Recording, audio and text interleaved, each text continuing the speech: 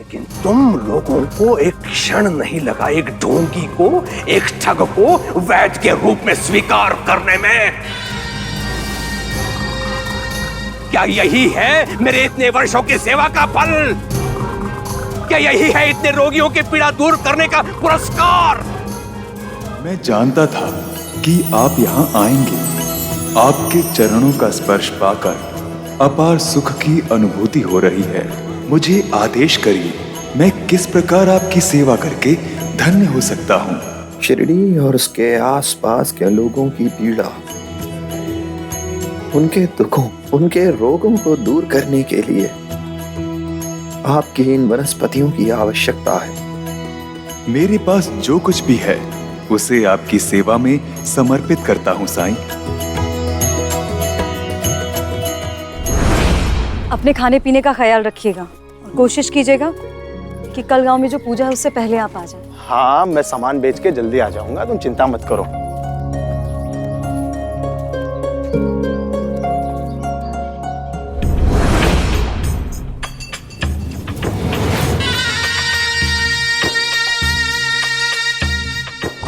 कहाँ चल दिए काशीराम?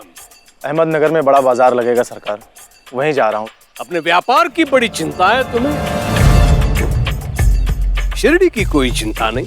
सरकार, व्यापारी का तो धर्म है व्यापार करना। धर्म पर मुझे उपदेश दे रहा है तो काशीराम?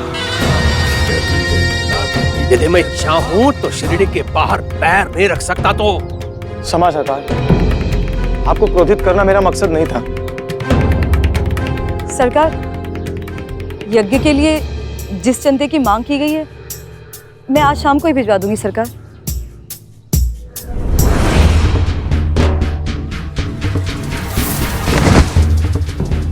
काशीराम जी के हिस्से का चंदा हम अभी वसूल कर लेते हैं।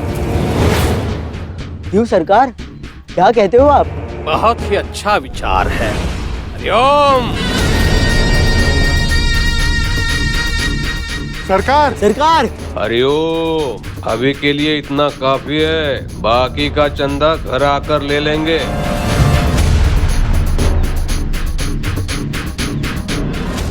काशीराम, जाने की अनुमति दे रहा हूं। आकर भेंट देना ना भूलना, वरना बहुत दुखी हो जाऊंगा मैं। जी सर। हरिओम।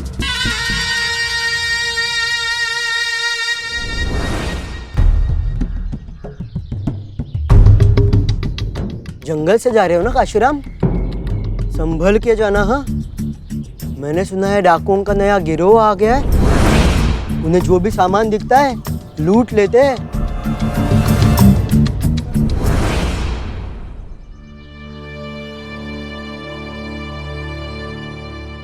सुनिए, मत जाइए, मेरा मन बहुत घबरा रहा है। जोखिम तो उठाना पड़ेगा गोदा। ये बाजार साल में एक बार ही लगता है, व्यापार करने का अच्छा मौका है।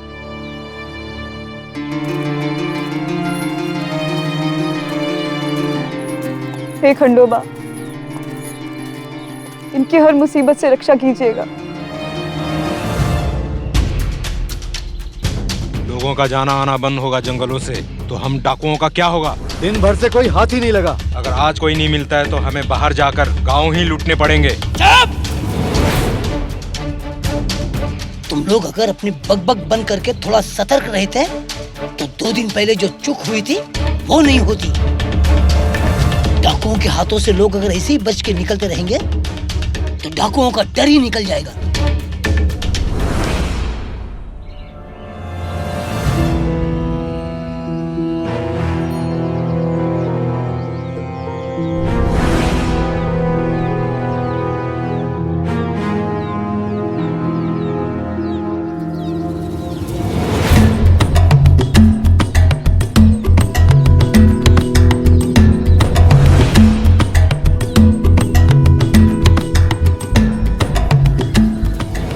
कहाँ जा रहे हो?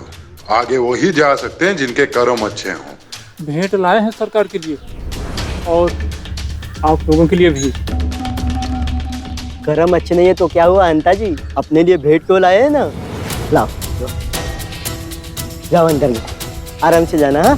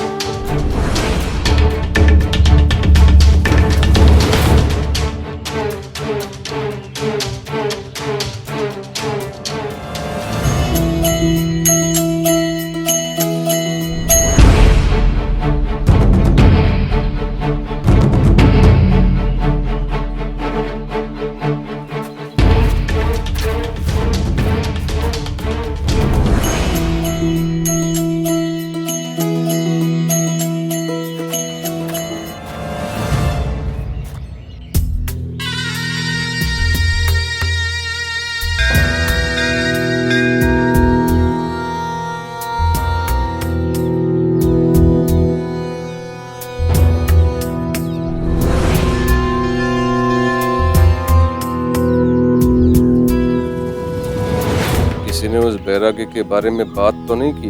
नहीं सरकार, सबके दिमाग में तो अब पूजा और यज्ञ ही घूम रहा है।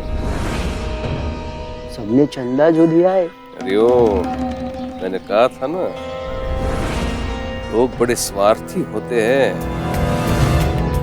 खुद पर आए तो दूसरों के बारे में नहीं सोचते हैं। आप महान हो सरकार, पूरे शिरडी के एकमेव पालनहार आप ही तो हो।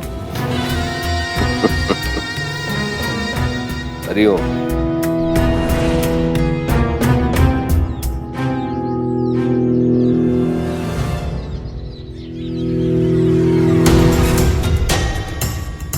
अरे अंता जी, ये क्या कर रहे हो?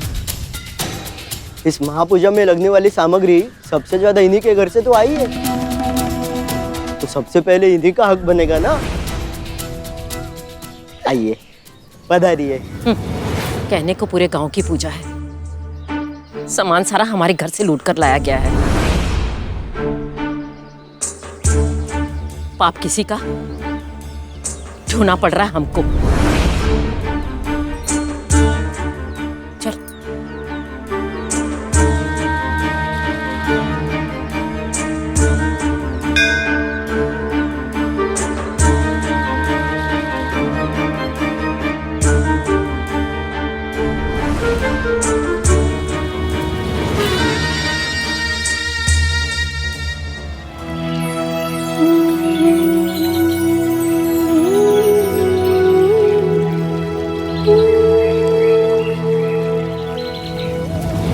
अपनी भूमि को पवित्र रखना हमारा धर्म है।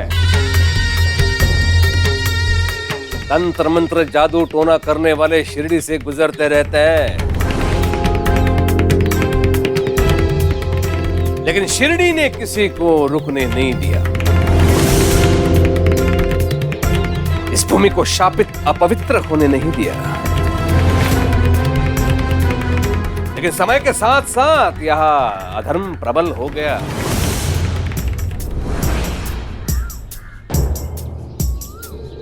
इस भूमि को नकारात्मक ऊर्जा से मुक्त रखने के लिए आज हम अग्निदेव को प्रसन्न करेंगे, ताकि वो हमारी पुकार देवताओं तक पहुंचाए और देवता इस भूमि को पुनः पवित्र करने की कृपा करें। हरिओम। गांव वालों के सामने साईं का नाम नहीं ले रहे हैं, पर मुझे पता है आप किसकी बात कर रहे हैं। ना ही वो ढोंगी है, ना ही वो शिरडी छोड़कर भागा है। साईं ने मुझसे एक वादा किया था और वो वापस जरूर लौट कर आएगा।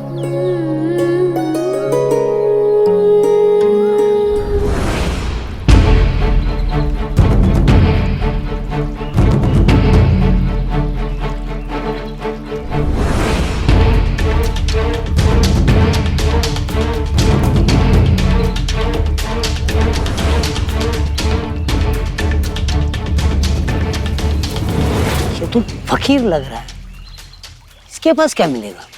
आजकल फकीर ही बहुत कुछ छुपा के रखते हैं। इसके पास कुछ ना कुछ मिलेगा, अगर नहीं मिला तो मरेगा बेचारा। इसे मारकर क्या फायदा? भाई, लोगों में यह चेतावनी जाना जरूरी है कि जब भी डाकू मिले उससे बचने के लिए उनके हाथ में धन होना चाहिए। इसके बाद कोई भी यहाँ से गुजरेगा खाली हाथ नहीं गुजरेगा। चलो।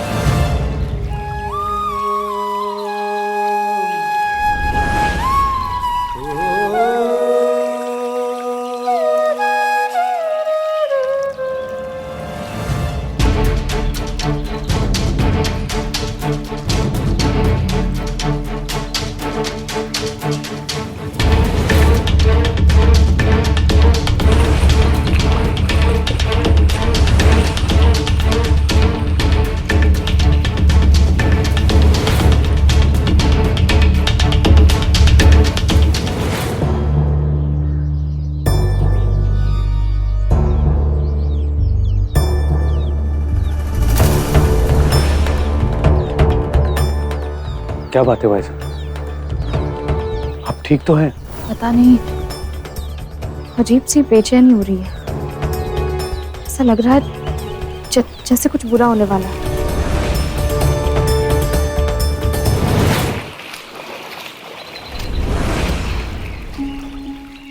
कहाँ भटक रहे हो? भटके तो तुम हो, तो डाकू राणा के इलाके में आ गए। ऐसे क्या देख रहे हो? डाकू राणा का नाम नहीं सुना कभी? तभी तो मरने चले आए यहाँ, नए मालूम पड़ते हो। मैं तो हमेशा से यही था। अच्छा, फिर भी डाकू राणा का नाम नहीं सुना? डाकू राणा इस जंगल का राजा है, राजा। वही फैसला करता है इस जंगल में कौन जिएगा कौन मरेगा। लोग उनके नाम से कांप उठते हैं। चलो निकालो जो भी तुम्हारे पास, सामने रख दो। देने के लिए अमूल्य धन है मेरे पास,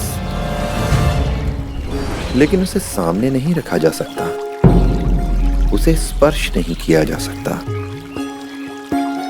उसे देखा नहीं जा सकता, उसे केवल महसूस करना होता है, आत्मसात करना होता है। नगरू, सरजा, लेकर आओ उसे। लो, आ गया बुलावा। डाकू राणा का बुलावा मतलब यम का बुलावा। वो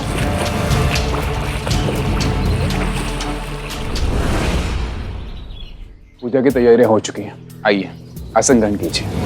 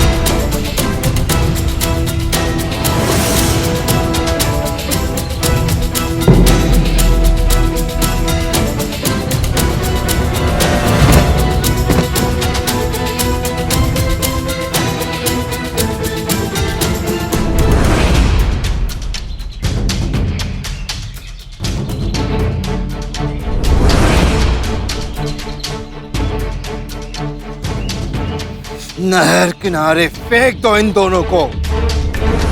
जानवर पानी के साथ साथ खाना भी खा लेंगे।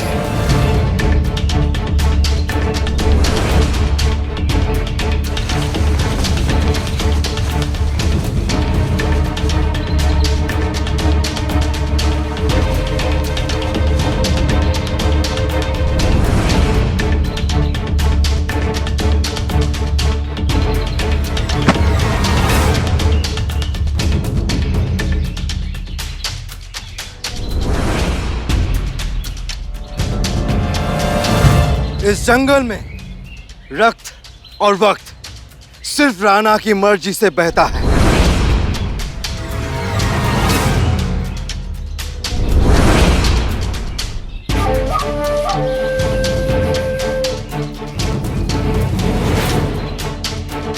आंखें नीचे कर।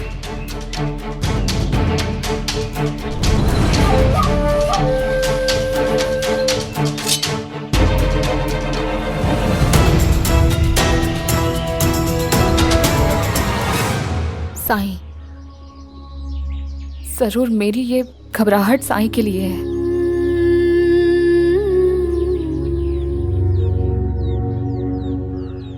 हे खंडोबा, मेरे बेटे की रक्षा करना।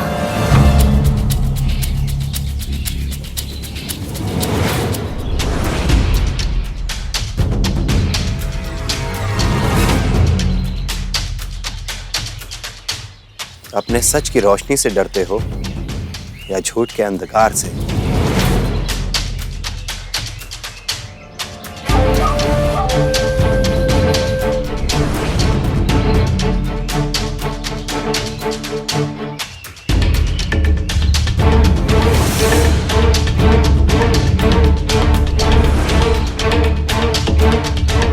ना तू बुद्ध है और ना मैं अंगुलीमाल। क्या तुम जानते हो तुम कौन हो? सुना नहीं तुमने? मैं इस जंगल का राजा हूं। लेकिन इस जंगल में तुमसे भी बड़ा एक राजा है राणा। इस जंगल में और भी कोई राजा है। और तुमसे कहीं ज्यादा ताकतवर।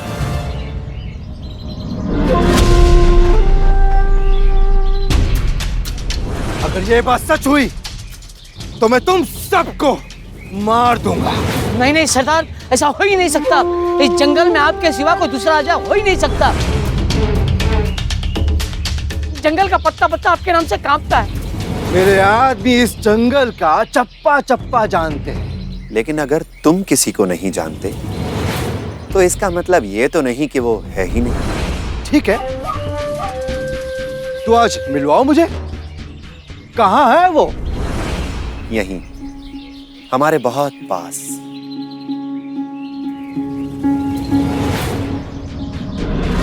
ये कैसा राजा है हा? जो दिखाई नहीं देता। तुम अपनी आंखें बंद करो और उसे मन से याद करो, वो जरूर दिखेगा। खेल खेल रहे हो हमारे साथ? नहीं राणा, मैं सच कह रहा हूं। तुम अपनी आंखें बंद करो और उसे मन से याद करो, वो जरूर दिखेगा। ठीक है, तेरे मरने से पहले ये खेल भी खेल लेते, बहुत मनोरंजन होगा। वैसे भी तेरे पास देने के लिए कुछ नहीं है। मैं अपनी आंखें बंद करता हूं।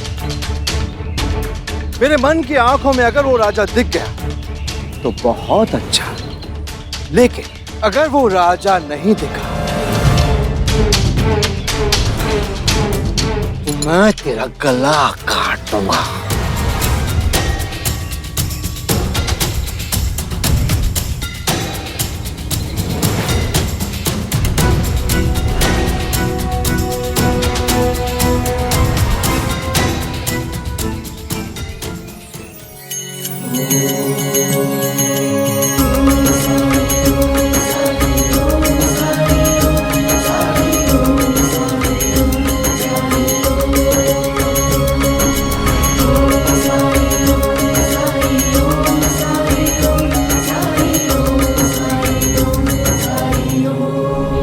कहाँ है तेरा राजा?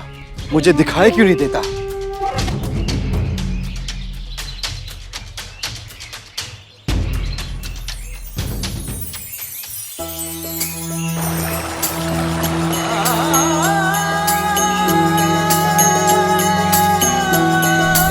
लगता है मुझसे डर कर छुप गया है, सामने नहीं आ रहा है।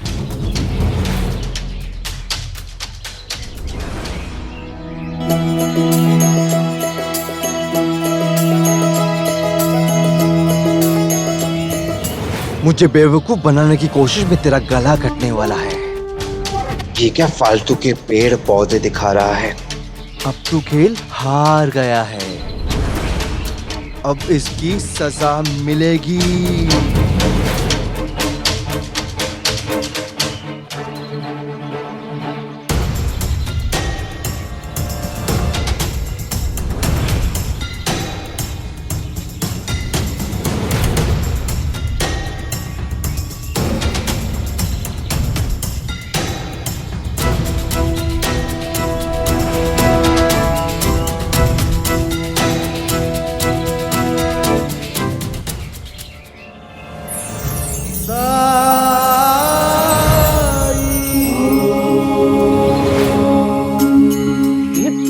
ये फकीर तो ऐसे खड़ा है जैसे ऐसे कुछ हो ही नहीं रहा है।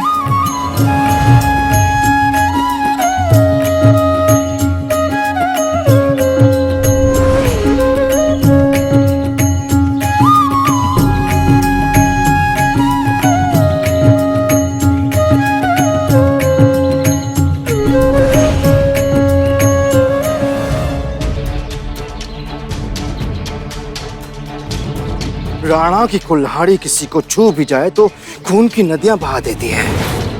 फिर इसके शरीर से खून की एक भी बूंद कैसे नहीं बही? ना रक्त तुम्हारा और ना वक्त तुम्हारा। मेरे एक इशारे की देर है।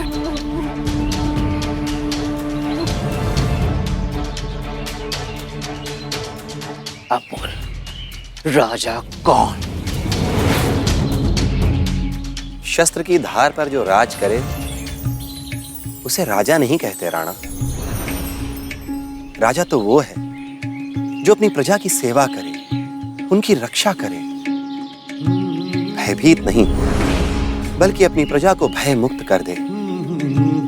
उनसे कुछ ले नहीं बल्कि अपना सब कुछ अपनी प्रजा को दे दे।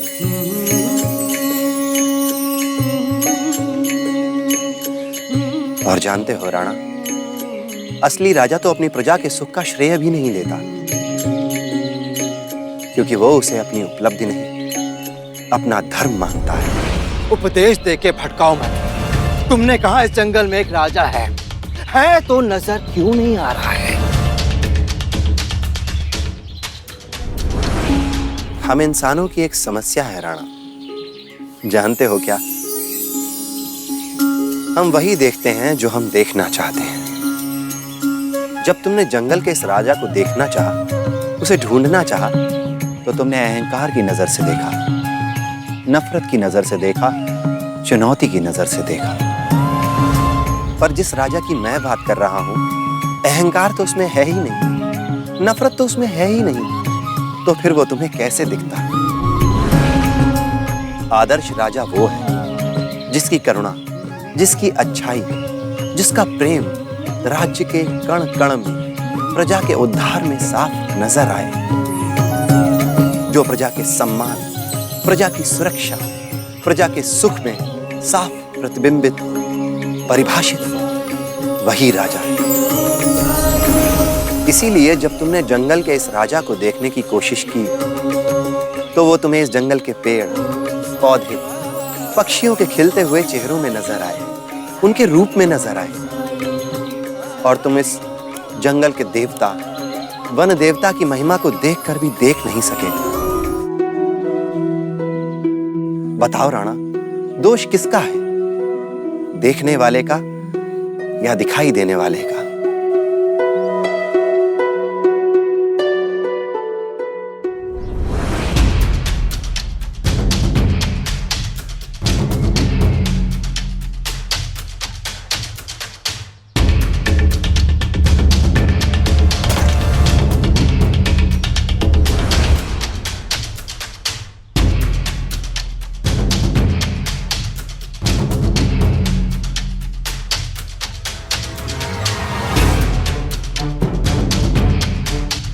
हाथ पे ये चोट कैसे लगी? छोड़ो मेरा हाथ।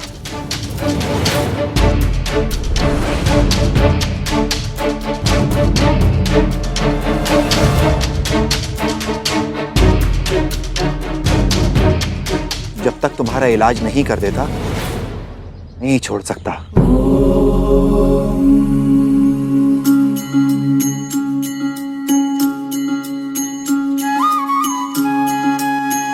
बैठो यहां।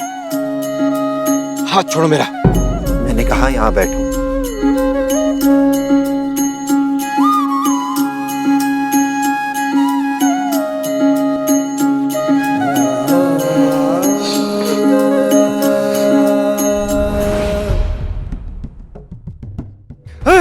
चलो मुझे न इलाज चाहिए न तुम्हारी कृपा। कौन हो तुम? क्या कर रहे हो तुम मुझे? जाओ, माफ किया तुम्हें। चले जाओ ऐसे।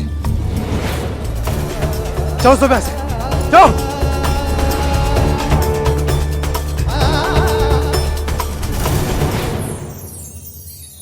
अज्ञान तिमिर से घिरा ज्योति शुभंकर साई राम।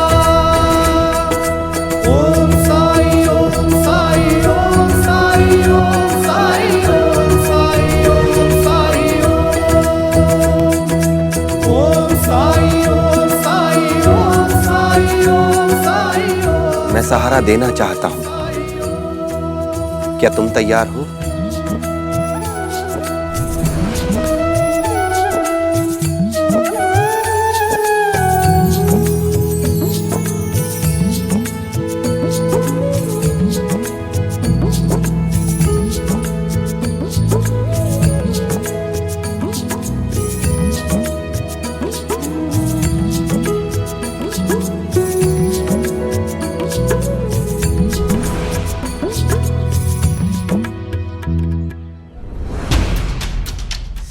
किरदार तो वापस फकीर की तरफ खींचे चले जा रहे हैं।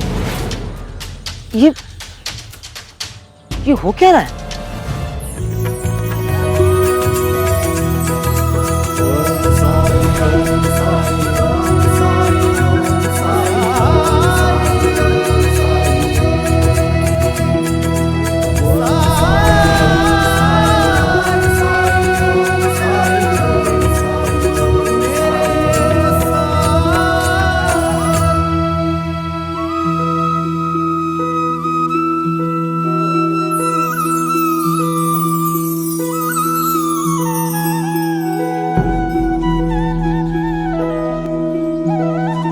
अपने साथी का ख्याल नहीं रखते हो। अगर सही वक्त पर इलाज ना हो तो सड़न के कारण यह हाथ किसी काम का नहीं रहेगा।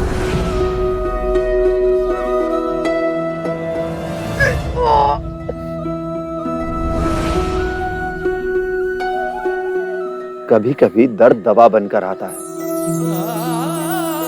और कभी दवा दर्द बनकर।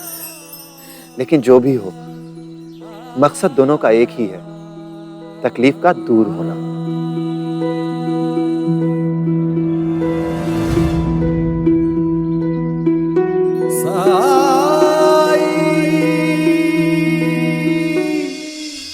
अब हम सब प्रार्थना करेंगे ईश्वर से। हे ईश्वर, कुलकर्णी सरकार द्वारा आयोजित इस यज्ञ को सफल करे और शिरडी में जो अशुद्धि हुई है उसका इलाज करने की कृपा करें। हरिओम। कर्म के फल से हम भाग नहीं सकते मेरे दोस्त। भले ही हम कितने ही गहरे वन में जाकर लोगों को लूटें या कितनी ही गहरी गुफाओं में जाकर तपस्या करें, कर्म का फल हम सबको भोगना ही पड़ता है। तुम्हारे इस हाथ ने जिन जिन लोगों को दुख पहुंचाया है, उनकी पीड़ा इस हाथ को भुगतनी पड़ रही है। और यह दर्द तुमसे कुछ कह रहा है, जानते हो क्या? ये कह रहा है कि राणा, कहां जाना चाहता है तू? एक रास्ता है पाप का, जिस पर तू अब तक चलता आया है, और एक रास्ता है पश्चाताप का।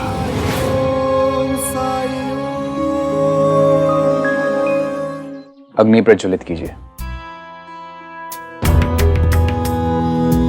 ओम महाज्वालाय विद्महे अग्निमध्याय धीमहि तन्नो अग्नि प्रचोदयात्।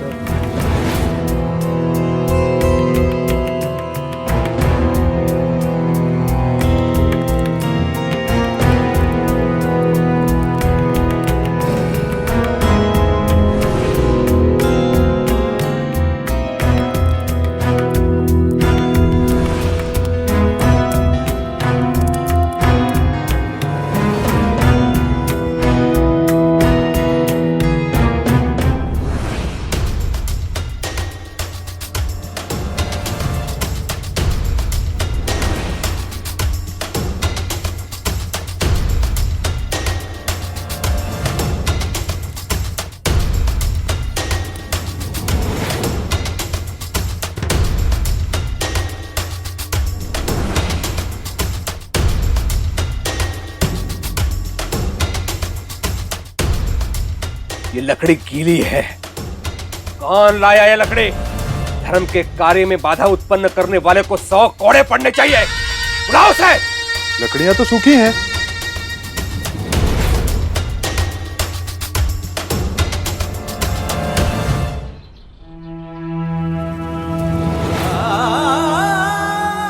झूठ बोल रहा है मेरा दर्द। पश्चाताप का रास्ता मेरे लिए कब का बंद हो चुका। अच्छा, एक बार मेरे साथ देखना चाहोगे कि वो रास्ता खुला है या नहीं? कैसे? याद करो ये चोट तुम्हें कैसे लगी।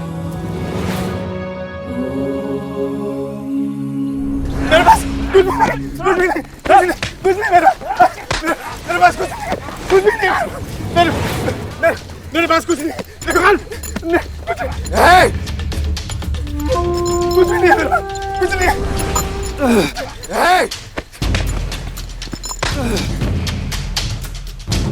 मेरे पास कुछ नहीं मेरे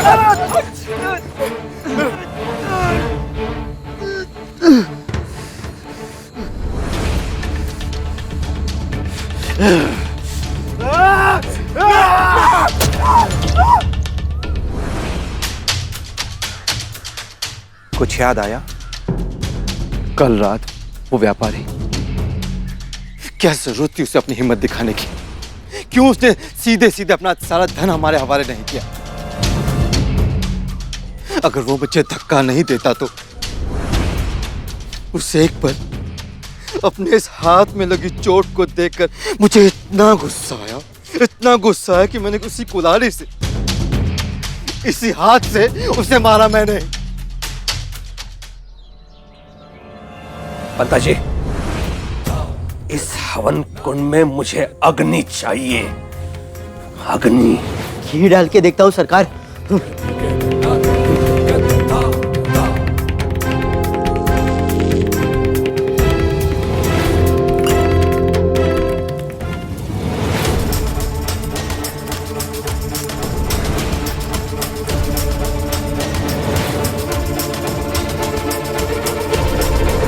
हवन कुंड में आग का न जलना यह अच्छा संकेत नहीं है। ये घी अशुद्ध है, शुद्ध खिलाओ।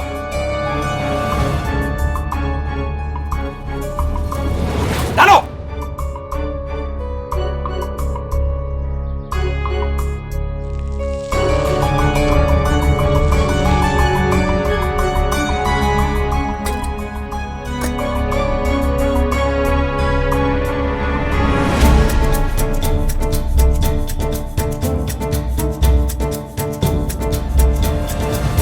घी शुद्ध नहीं। मुझे तो लगता है इस यज्ञ के पीछे की मंशा ही अशुद्ध है।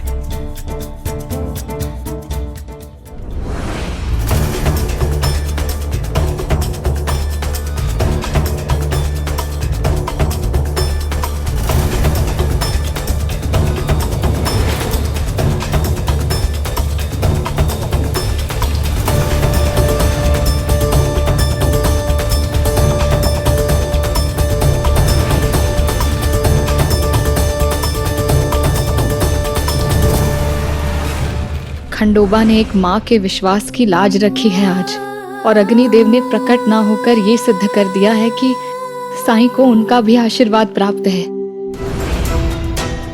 तन के रोगों के लिए औषधि तो इस वन में मिल जाएगी, लेकिन मन के रोग जैसे क्रोध, भय, ईर्ष्या, अहंकार, इन रोगों के इलाज की औषधि तो इंसान के अंदर, उसके मन में उपजती है।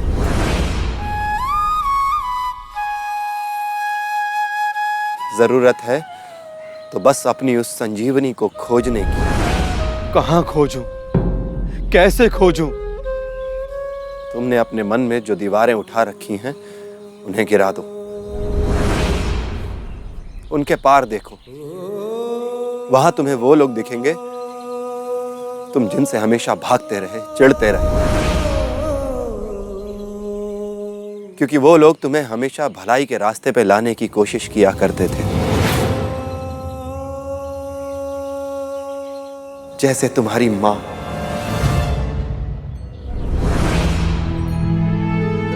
कभी माँ याद नहीं आती? बहुत साल हो गए ना उससे मिले हुए। वो दिन याद करो जब उसने तुम्हें धमकाया था, कहा था कि तुम्हारी हरकतें बाबूजी को बताएगी। क्या किया था तुमने? घर ही छोड़कर भाग खड़े हुए। वहां तो केवल तुम्हारी भलाई चाहती थी।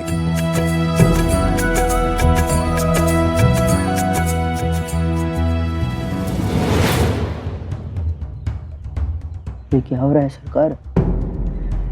कुछ कीजिए, तो लोगों का आप पर से विश्वास उड़ जाएगा।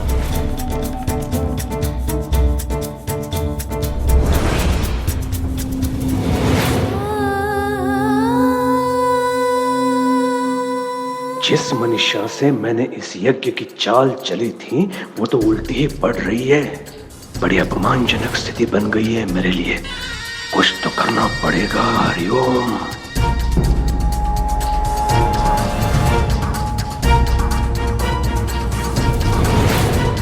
आप सब लोग ये सोच रहे होंगे कि ऐसा क्या अपशकुन हो गया है जो अग्निदेव प्रकट ही नहीं हो रहे हैं।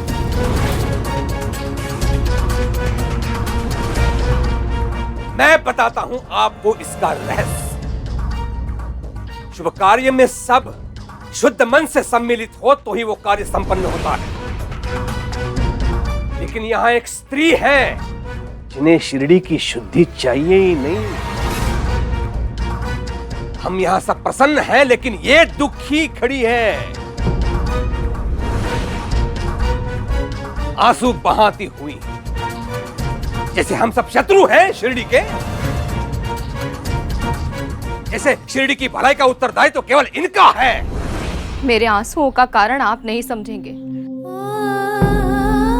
क्योंकि ये आंसू प्रमाण है किसी की निर्दोषता के, किसी की निश्चलता के, किसी की पवित्रता के। अरे इसे चुप रहने के लिए कहेगा कि नहीं? यज्ञ देवताओं को प्रसन्न करने के लिए किए जाते हैं। यज्ञ असफल होने की कामना तथा उसका प्रयास दानव ही करते आए हैं।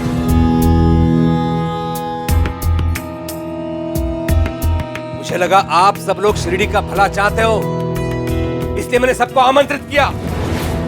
लेकिन ये मेरी भूल थी। लेकिन अब मैं ये यज्ञ नहीं करूंगा।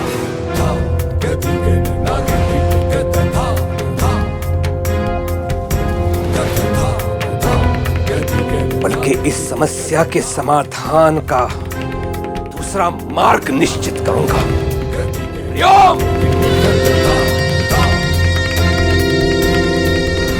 अपनी पत्नी की आड़ में छुपकर मुझ पर वार किया है आपने अप्पा जी, ये मैं कभी नहीं भूलूंगा। हरिओम।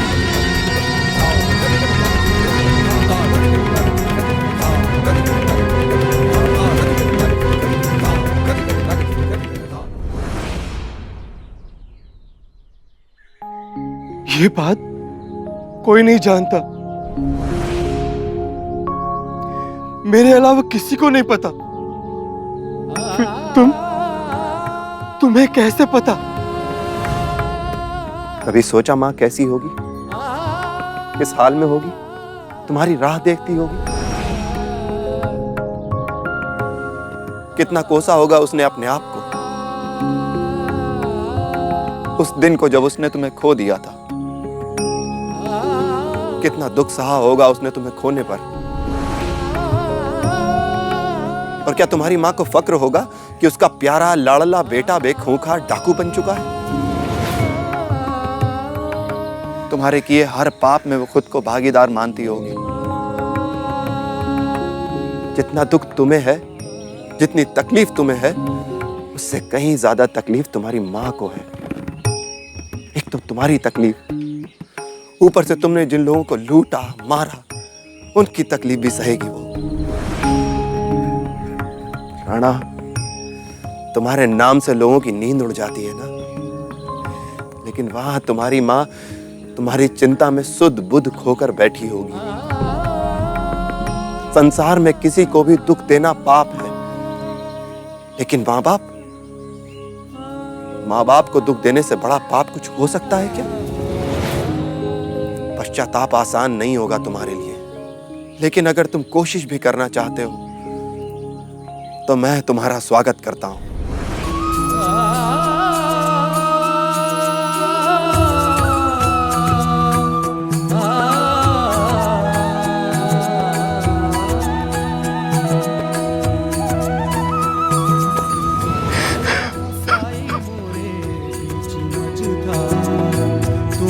लगा दो साई तुम ये पार, थाम ले हाथ में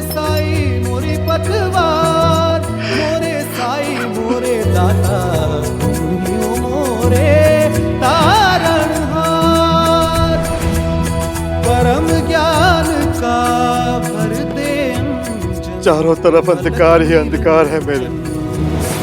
मुझे इस अंधेरे में अकेला छोड़ के मत जाइए। रोशनी तक का रास्ता दिखा दीजिए मुझे। जब तुम्हें अपने अंधेरे का एहसास हो गया तो यहाँ से रोशनी तक का रास्ता तुम्हें ढूंढना है, तुम्हें तय करना है। और तुम्हारी यही तलाश तुम्हारे पश्चाताप की यात्रा बनेगी। मैं तो सिर्फ तुम्हें तुम्हारा पहला कदम बता सकता हूं। हथियार फेंक दो, लोगों को लूटना बंद करो। शुरुआत तो यहां से कर सकते हो ना।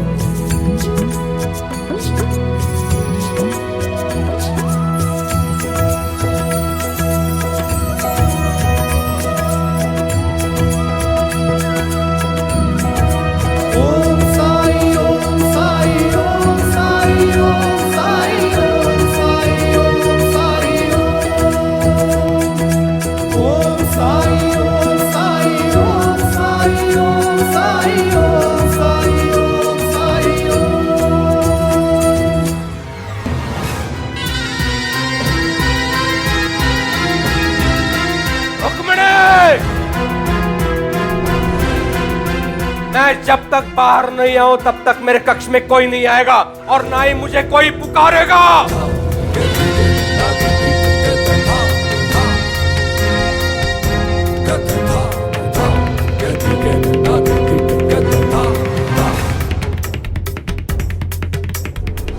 गाँव वालों, देखो इनको क्या हो गया, देखो इनको।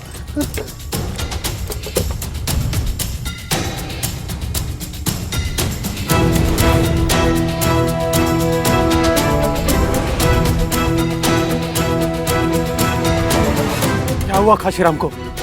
जंगल की तरफ से आ रहा था, तभी उनको इस हालत में देखा। पता नहीं क्या हुआ इनके साथ। अब चल रही है नहीं, समझ नहीं आ रहा है। इसमें अवश्य डाकुओं का हाथ है। हम तो इसे कुलकर्णी सरकार ही ठीक कर सकते हैं। तुम सब लोग इसे लेकर घर जाओ, मैं कुलकर्णी सरकार को लेकर आता हूँ। चलो चलो जल्दी।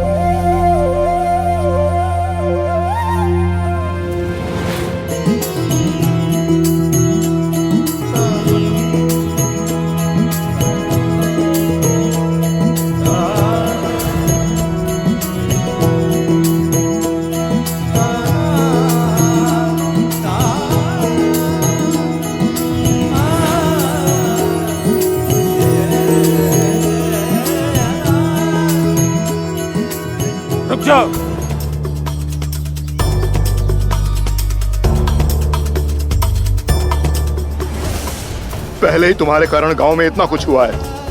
दूर रहो यहां से।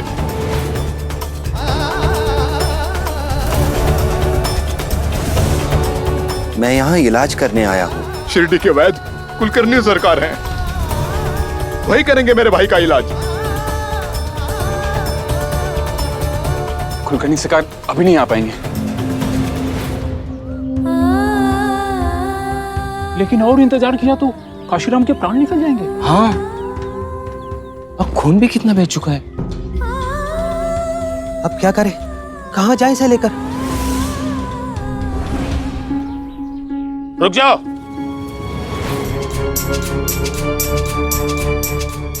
मैंने कहा ना मेरे भाई से दूर रहो।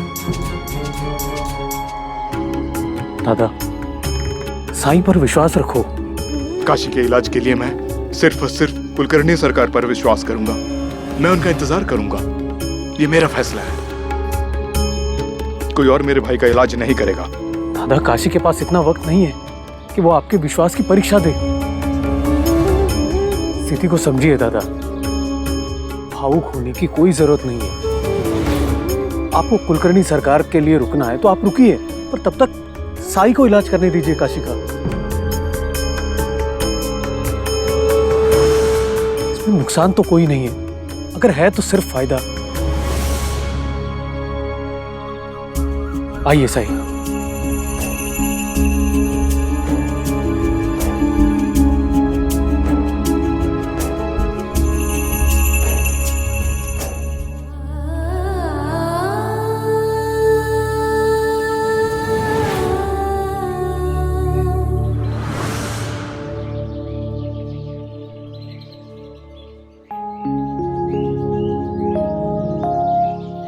काशी, काशी, उठो काशी। मैं जानता हूं तुम हार नहीं मानना चाहते। मैं जानता हूं कि तुम अपनी पत्नी, अपने परिवार, अपने भाई और इस शिरडी से बहुत प्यार करते हो। मैं जानता हूं कि तुम्हारे कितने काम अधूरे पड़े हैं जिन्हें तुम्हें ही पूरा करना है। लेकिन तुम्हारा यह शरीर साथ नहीं दे रहा है। बहुत गहरी चोट लगी है ना काशी? हार मत मानो, हिम्मत से काम लो, हौसला रखो। अपने इस शरीर से हार मत मानो। कुलकर्णी सरकार ने क्या कहा था भूल गए क्या? साई प्रकृति के नियमों के साथ में खिलवाड़ कर रहा है और उसका हर्जाना पूरी शिरडी को भुगतना पड़ेगा।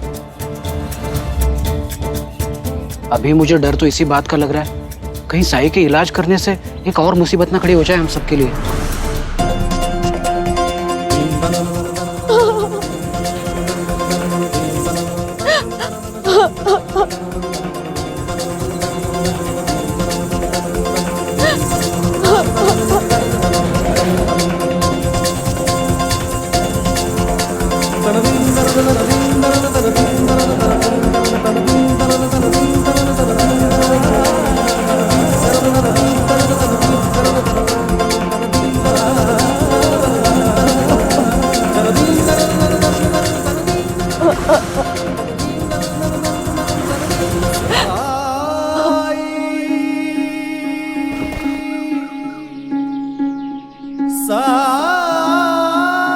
मुझे खरड़, गरम पानी और नीम के कुछ पत्ते चाहिए।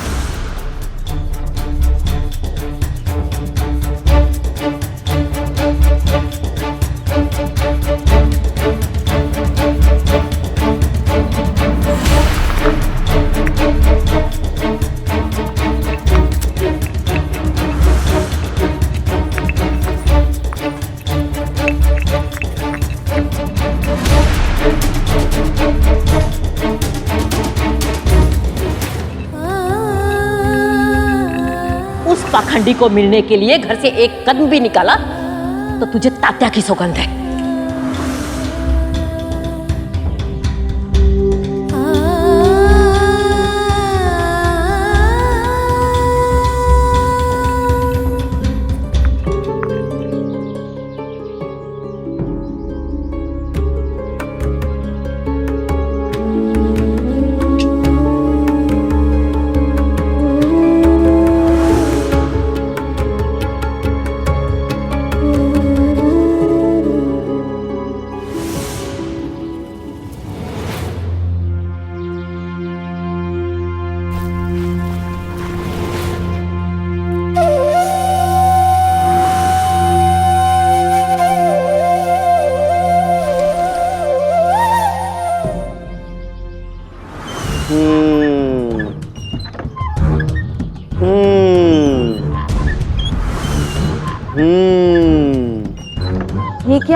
झूले पे कैसे बैठ गए तुम? हम इस घर पे जहाँ चाहे वहाँ बैठ सकते हैं। जानते हो ना, सरकार के हम दोनों दाएं और बाएं हाथ हैं। दाई और बाएं आंखें भी, कान भी, नाक भी, टांगे भी। और एक बार शिकायत कर देंगे तो पता चलेगा। लाओ लाओ, अरे छोड़ो, उठो यहाँ से। एक बात बोलूं, उपद्रवी वानर होते हैं ना, वैसे ही हो तुम दोनों। नर्मदा जी। गाय को चारा डाल दो। जी।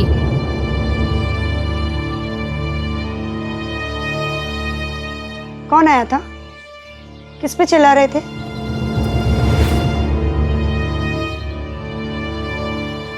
देखो, मुझसे झूठ मत बोलना। मालसापति। मालसापति जी? पर क्यों? क्या हुआ? वो आया था सरकार को पूछते हुए। काशीराम है ना, कपड़ों का व्यापारी, उसे डाकुओं ने बहुत मारा है और बचने के आसार भी नहीं है। सरकार को क्यों नहीं बताया? सरकार ने तो मना किया है ना, उन्हें किसी से नहीं मिलना, तो हम कैसे जा सकते हैं उनके पास? यहाँ किसी की जान खतरे में है और आप लोग?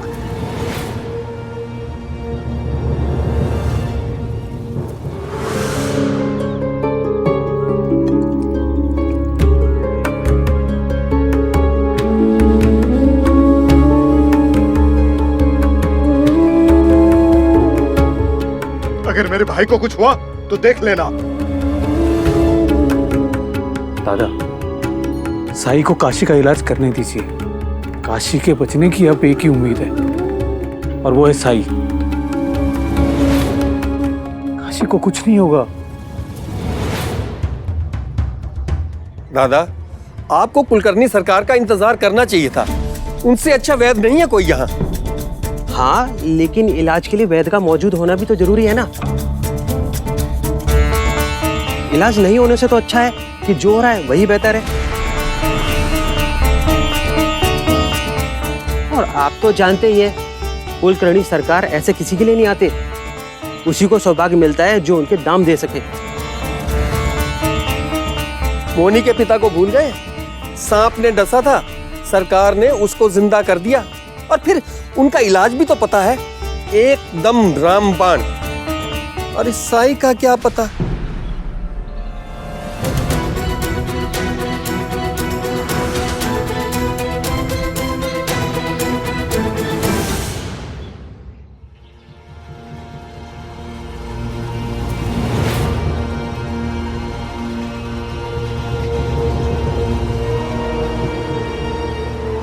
एक तरफ इनका क्रोध, दूसरी तरफ काशी के प्राण।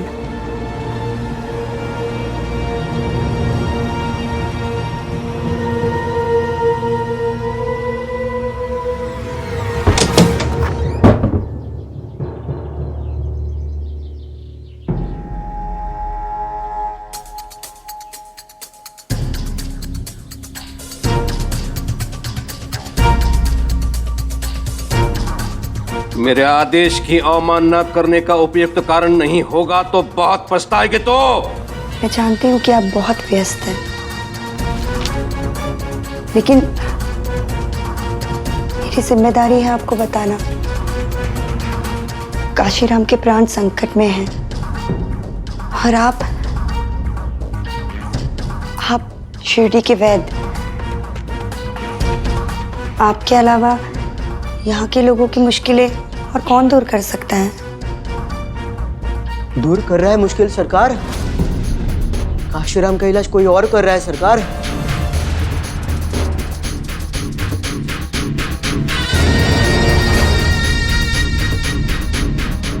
कौन? पता नहीं, पर कोई तो है जो उसका इलाज कर रहा है।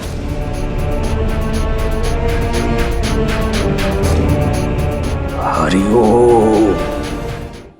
कैसे बुखार है अब तक? बुखार आए तो अच्छा है, इसका मतलब शरीर रोग से लड़ रहा है।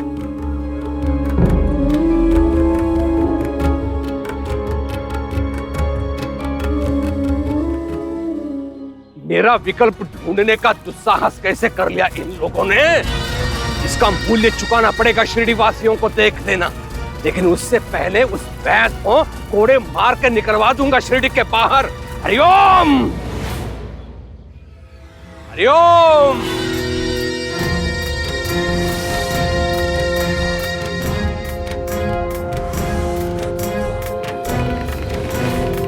कौन है जिसने मेरे शिरडी में काशीराम का उपचार करने का अपराध किया है?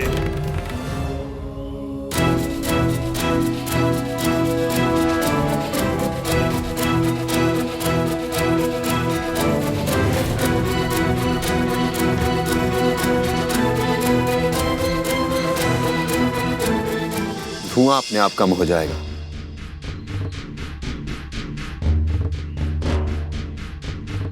तुम दोनों ने तो कहा था कि साई तो। हमें भी कुछ समझ में नहीं आ रहा है सरकार। सरकार मैं जानता था आप जरूर आएंगे। काशी का इलाज केवल आप ही कर सकते हैं। बंद करो ये नाटक। यहाँ तो पहले से उपचार चल रहा है। ये यहाँ कैसे? यहाँ इसे किसने बुलाया? जो लोग काशीराम की इस हालत के जिम्मेदार हैं, उनकी वजह से ही मैं यहाँ हूँ। लेकिन सरकार अब आप आ गए हो, काशी को कुछ नहीं होगा। क्या तात्पर्य है तुम्हारे कहने का दादा? क्या तुम्हें वैद कुवैद में अंतर पता नहीं है? इतने वर्षों के अध्ययन, शोध और अनुभव के पश्चात यहाँ तक पहुंचा हूं मैं। लेकिन तुम लोगों को एक क्षण नहीं लगा एक ढोंगी को, एक ठग को वैद के रूप में स्वीकार करने में। क्या यही है मेरे इतने वर्षों की सेवा का फल? क्या यही है इतने रोगियों की पीड़ा दूर करने का पुरस्कार?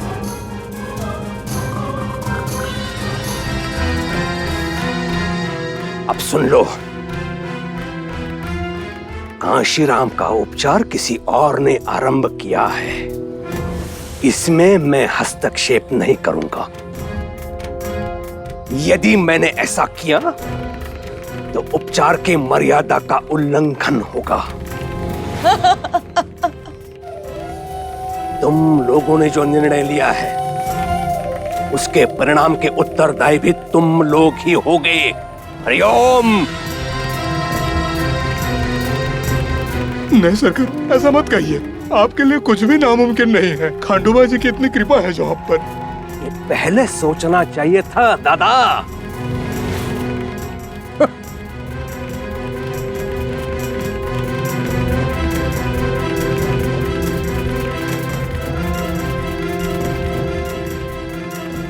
इसे जो लेप लगाया गया है, इससे लाभ नहीं बल्कि हानि पहुंचा चुका है काशीराम को दादा।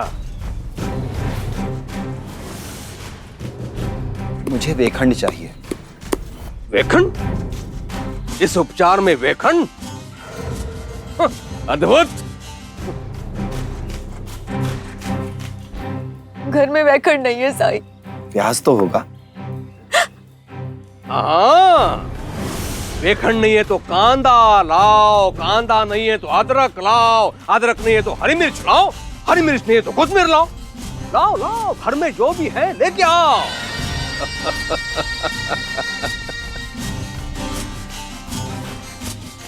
मेरे समझ में ये नहीं आ रहा है यहाँ पे उपचार हो रहा है या भोजन बन रहा है। हरिओम। लेकिन कुछ भी हो, काशीराम की खिचड़ी बहुत अच्छी बन रही है। काशीराम को ये औषधि चटानी है।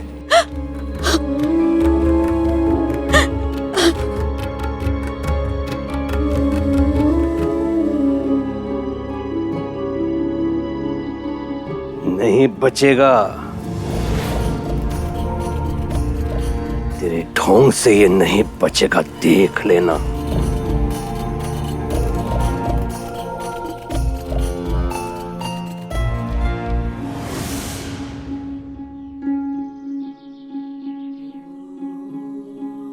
श्रद्धा, सबूरी, श्रद्धा और सबूरी से सब कुछ हो जाता तो संसार में वेदों की आवश्यकता ही नहीं होती। जब बात प्राणों पर आती है ना, तो श्रद्धा सबूरी सब निरर्थक हो जाते हैं। आप सब लोग भूल चुके हो,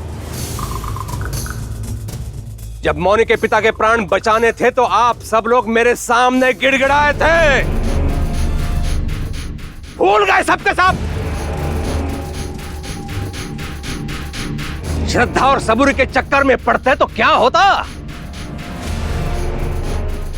लेकिन ठीक ही है, शिरडी की जनता को सत्य समझने के लिए काशीराम को अपने प्राणों की आहुति देनी पड़ेगी।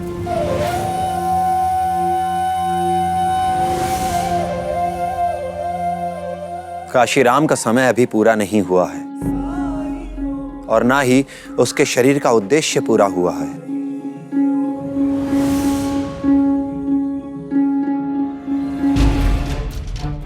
चुनौती स्वीकार करोगे? विश्वास करेंगे? डर गए? डर और विश्वास में जब जब संघर्ष हुआ है, जीत हमेशा विश्वास की ही हुई है।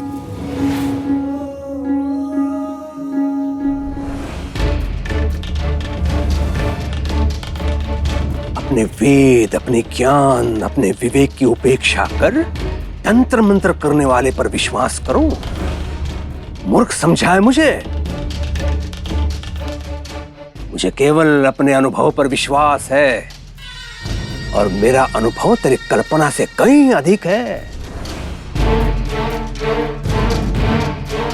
फिर भी सीमित ही है। फकीर,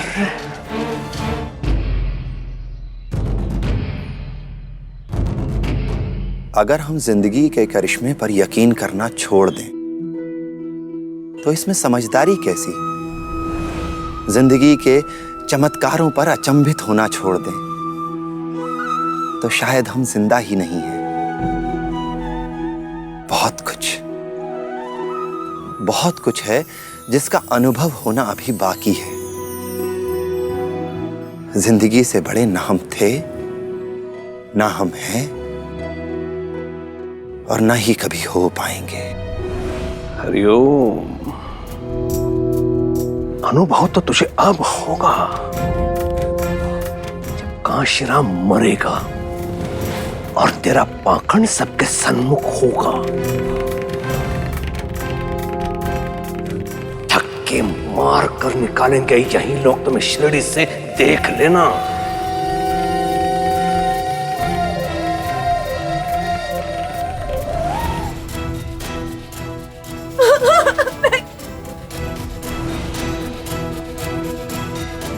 साई, काशी की सांस।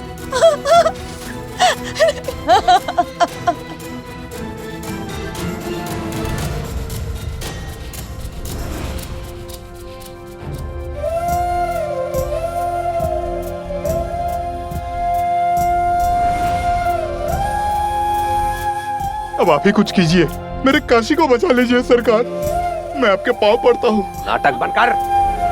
साईं के उपचार में तुम्हारी छुपी मंशा दिखाई दे रही है मुझे। काशी की मृत्यु के पश्चात उसकी संपत्ति हड़पने की मंशा।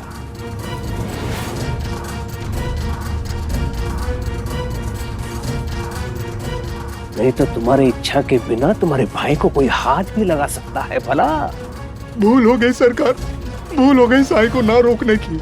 मैं मानता हूँ आपका इंतजार करना चाहिए था, पर क्या करता, मजबूर था सरकार। पूरा शिरडी जानता है कि ये अपने भाई से कितना प्यार करता है। मेरा निर्णय था कि आपके ना आने पर साई उसका इलाज करे। हरिओम। तो कुलकर्णी सरकार का विकल्प आप चाहते हैं अप्पा जी? अच्छा है, बहुत अच्छा है। ठीक है, तो मैं प्रतीक्षा करूंगा। जब काशीराम की आंखें सदा के लिए बंद हो जाएंगी,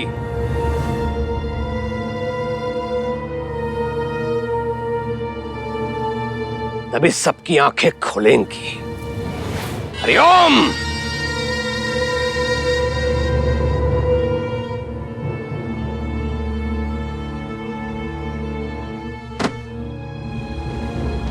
हरिओम।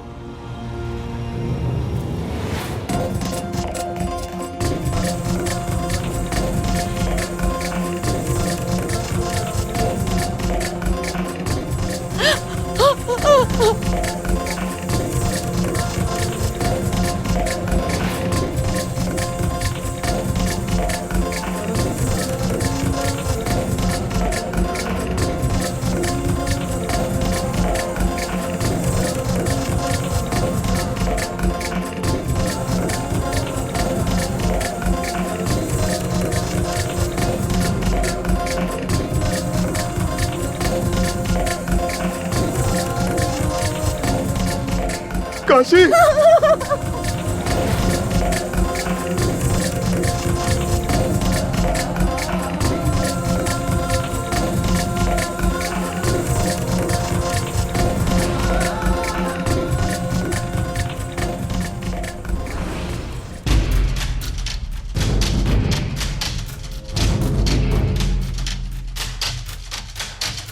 हरिओम।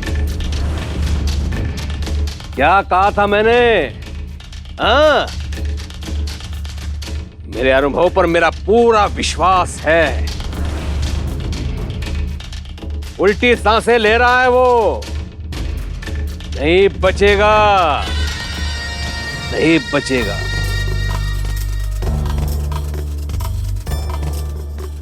नहीं।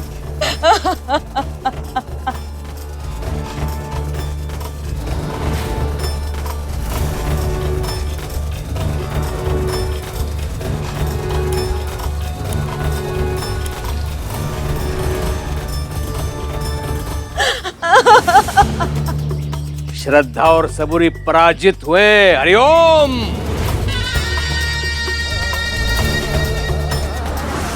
अब रोने से क्या फायदा गोदा?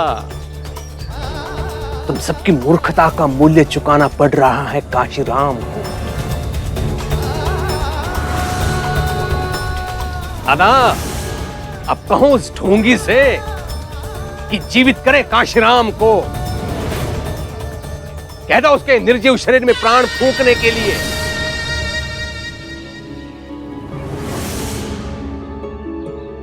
गोदा, शोक उसका मनाया जाता है जो चला गया हो। अच्छा, यदि तू कुछ दिन और रुका शिरडी में तो शोक मनाने के लिए कोई बचेगा नहीं।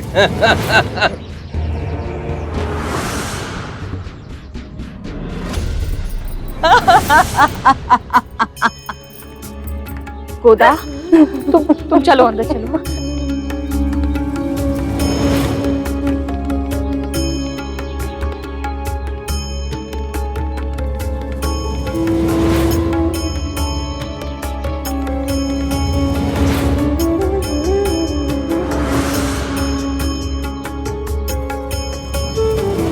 भाग गया।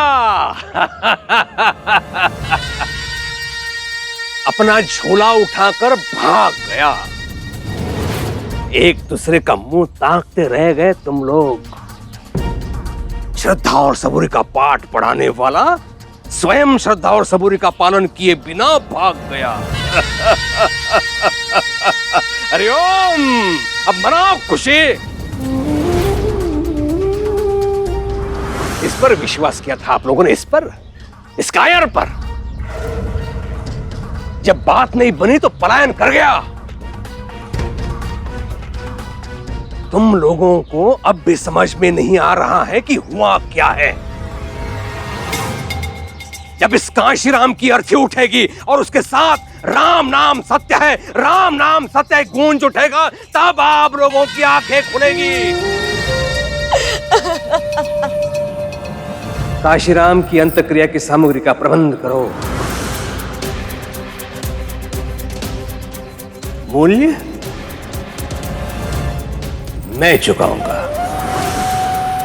जाओ। चलो।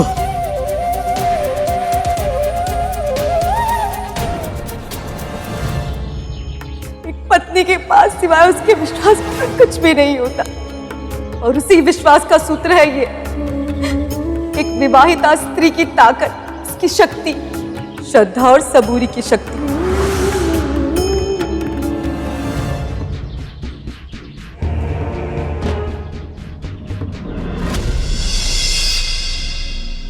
सरकार को काशीराम तक पहुंचने में देर ना हुई हो।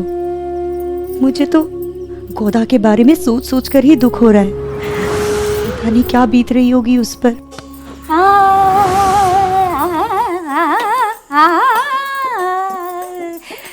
नर्मदा घी दो।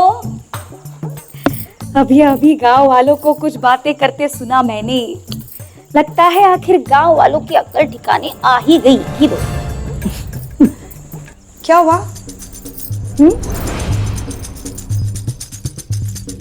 धर्म की जीत। वो अधर्मी भाग गया। सत्य की जीत। वो ढोंगी भाग गया। मेरे दादा की जीत। तुम्हारा साई भाग गया।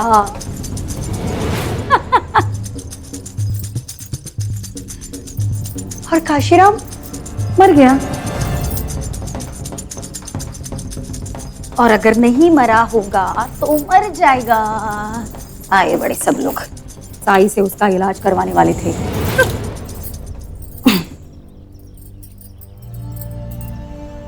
साई से इलाज से पहले तो वो लोग इनके पास ही आए थे।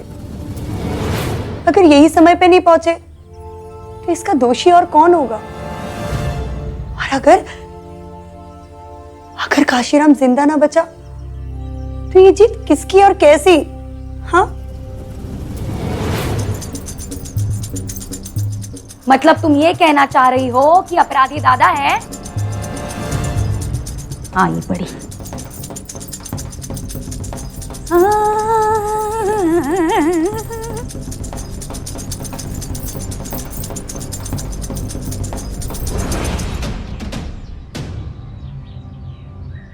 सरकार, आरती का सारा सामान लेकर आ गए। हरिओम, तैयारी करो। जी सरकार।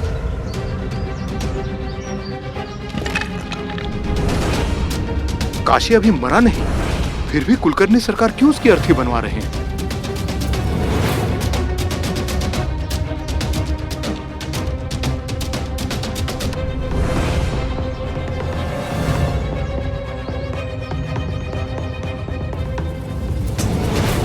अर्थी तैयार है सरकार।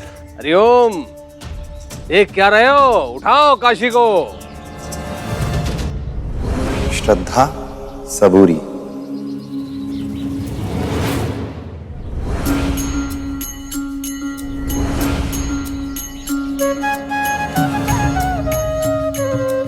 अरे ये तो वापस आ गई।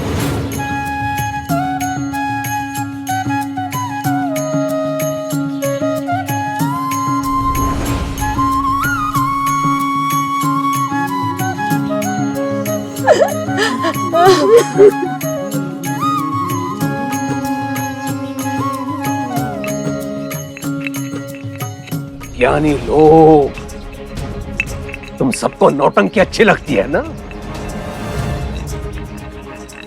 मर रहे आदमी के साथ वो खिलवाड़ कर रहा है और तुम सब लोग देख रहे हो।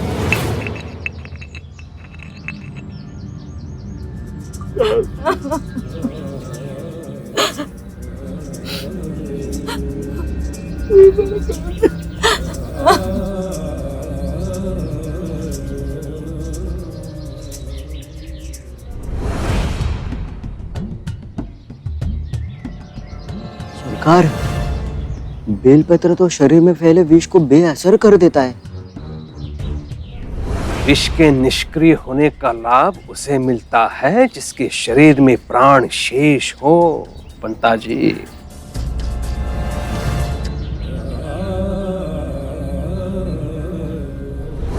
काशी तो अब सब उपचार से, चमत्कार से परे हैं।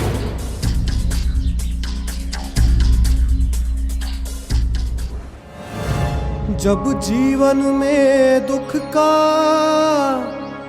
अंधियारा छाए,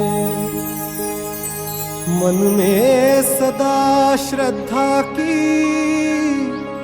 ज्योत जलाए, विश्वास मन का तुझको पार। स्वागत है तुम्हारा काशी। सुबह फिर से आएगी ये रात समझाए। ओम साई ओम साई ओम साई ओम। जन्म के पर्वत लांघ के आया तेरे दर में साई रे, कृपा दृष्टि से मिट जाएंगे तेरे लख 84 रे। भव सागर तर दे घन दुख के हर साई ने काशी को बचा लिया। कृपा सिंधु दे अमृत सिंधु अलख उजियारे दीनों के। काशी ठीक हो गया? परम ज्ञान साई मुझे माफ कर दो। आस्था मालिक पे रखो, वो हमेशा सही रास्ता दिखाता है, भले ही वो हमारी इच्छा के अनुसार हो या ना।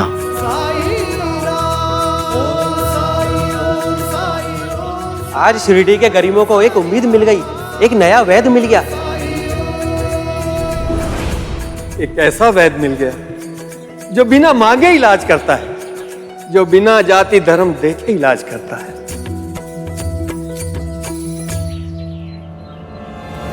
चमत्कार हो गया सरकार ये तो।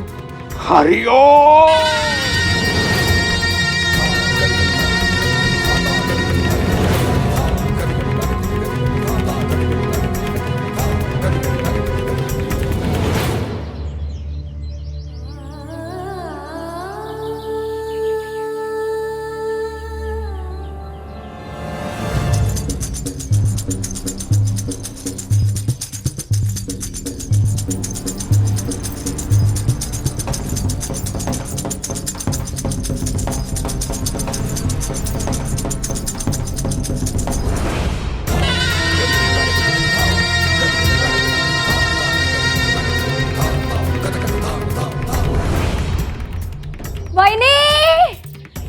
दादा आ गया।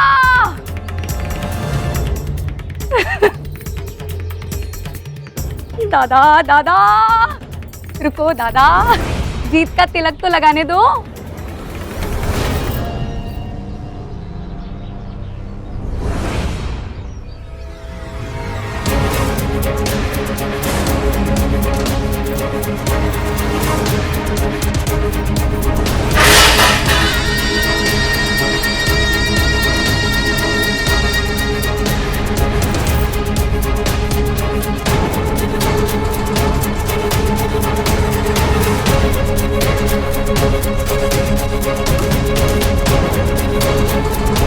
साईं, आप बिना कुछ खाए पिए काशीराम का इलाज करते रहे। ये लीजिए, दूध पी लीजिए। कोई पीड़ा में हो, मुश्किल में हो तो अपना ख्याल कैसे आ सकता है। दूसरे की तकलीफ में खुद को खो देना एक तपस्या की तरह है। शरीर अपनी सारी जरूरतें, सारी इच्छाएं भूल जाता है। पानी पिलाओगी बायजामा?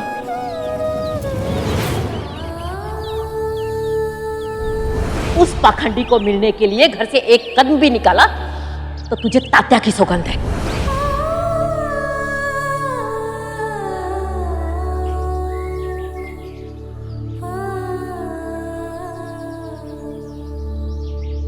मैं पिलाता हूं।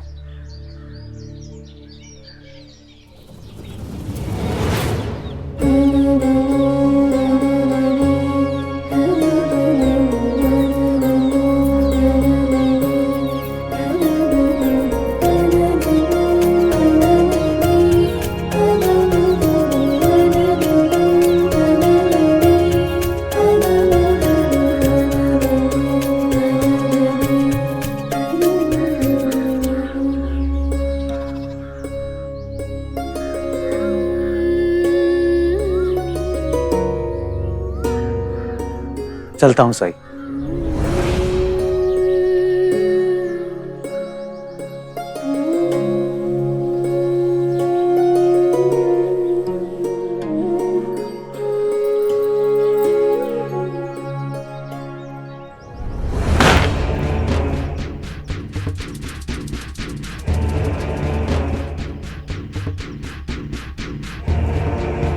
शोक उसका मनाया जाता है जो चला गया।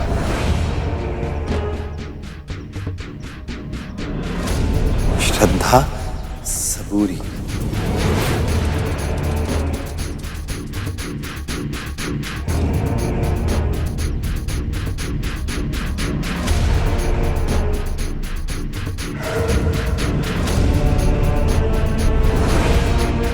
स्वागत है तुम्हारा काशी।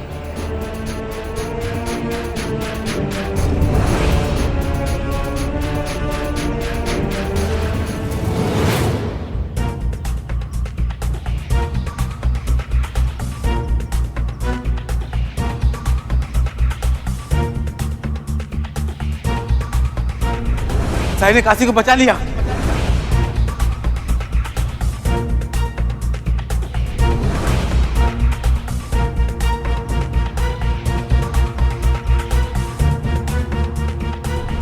आज शिरडी के गरीबों को एक उम्मीद मिल गई, एक नया वैद्य मिल गया।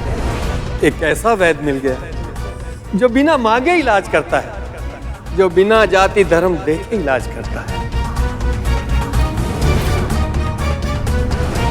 जो लोग काशीराम की इस हालत के जिम्मेदार हैं, उनकी वजह से ही मैं यहाँ हूँ।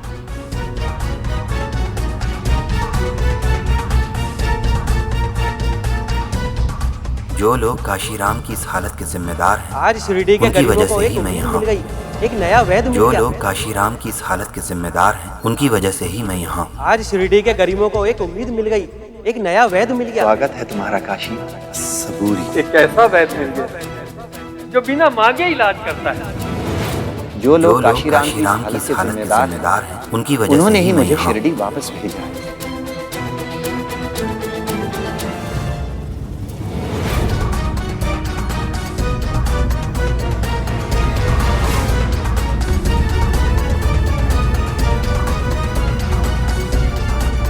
हरिओम।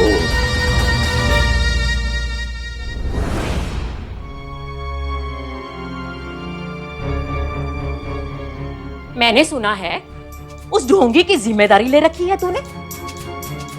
काशीराम का इलाज कराने का ठेका तूने ही ले रखा है ना? मैं समझ सकती हूँ, कोई एक इंसान दूसरे इंसान के बहकावे में आ सकता है, लेकिन ये ढोंगी बाबा होते हैं ना, वो ऐसे ही करते हैं। परिवार के किसी एक सदस्य को पकड़ लेते हैं, फिर पूरे परिवार को बहकाने की कोशिश करते हैं। पर तू तो पहले ऐसा नहीं था, हाँ? और तूने तो कसम ले रखी थी ना कि उस ढोंगी का साथ नहीं देगी, फिर भी उसका साथ दिया। क्या लगता तुम लोगों को, हाँ? कि आई तो वेड़ी है, इसे तो कुछ समझ नहीं आता, इसे तो पता भी नहीं चलेगा। देख लेना, अगर काशीराम को कुछ हो गया ना तो पूरा गांव। आई, काशीराम को कुछ नहीं होगा।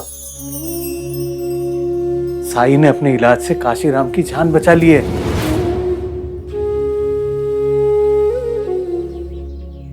और जहां तक कसम की बात है, तो कसम साई से बात ना करने की थी,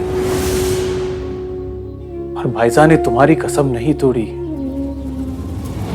अरे काशीराम का इलाज करके साई कुलकर्णी सरकार का और भी बड़ा दुश्मन बन गया है, और दुश्मन का दोस्त दुश्मन ही होता है। याद नहीं तुम लोगों को कुलकर्णी सरकार कैसे हमारे घर का सारा सामान लूट पाट के ले गए थे? अब तो लगता है इस घर को जला ही डालेंगे। अरे उस काशीराम के प्राणों का सवाल था, इसलिए समझ सकती हूं, लेकिन आइंदा उस ढोंगी का साथ दिया ना तो मुझसे बुरा कोई नहीं होगा, समझे? हे पांडुरंगा, बुद्धि दे इन दोनों को। राम राम राम राम। अब पानी दे उसको, जा।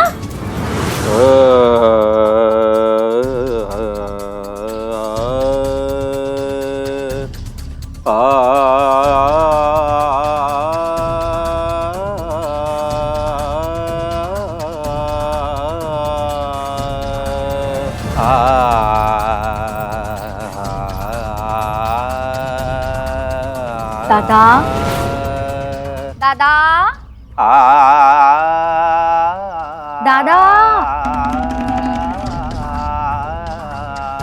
तुम यहाँ तानपुरा बजा रहे हो और वहाँ शिरडी का नया वैद बनने की तुतारी बजा रहा होगा वो साई।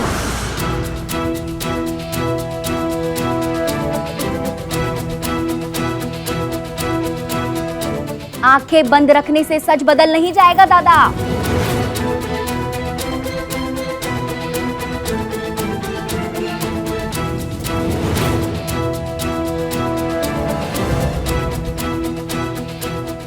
बंद नेत्रों से मैं वो देख लेता हूं जो तुम लोग खुले नेत्रों से भी देखने योग्य नहीं हो।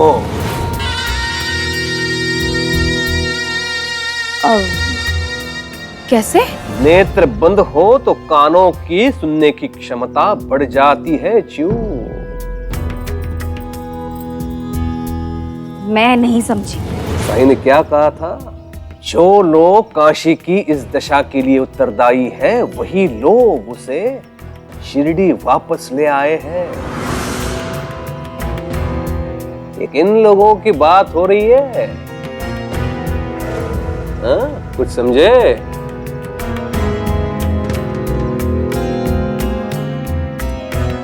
हरिओम।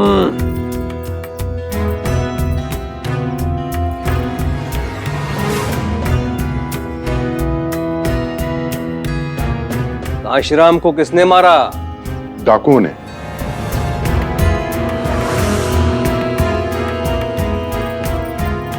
मतलब साई और डाकू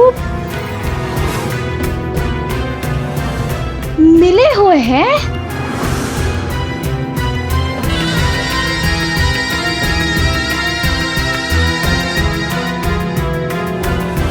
हरिओम।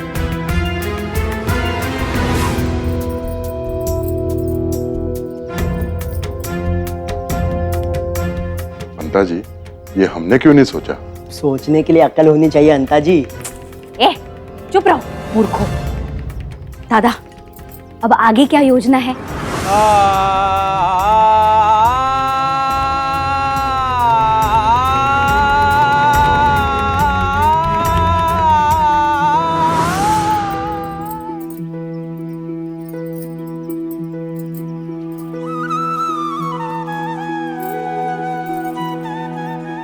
अगर आपको कुछ हो जाता तो? उस बेहोशी की हालत में भी मुझे विश्वास था गोदा कि मैं ठीक हो जाऊंगा। ना तो तुम्हें छोड़ के जाने की इच्छा हो रही थी मेरी, और ना ही साईं मुझे जाने दे रहे थे। मुझे तो जैसे हर पल उनका ही सहारा था। आप थोड़ी देर सो जाइए। आंखें बंद करता हूं तो उस काली रात की एक एक बात याद आने लगती है।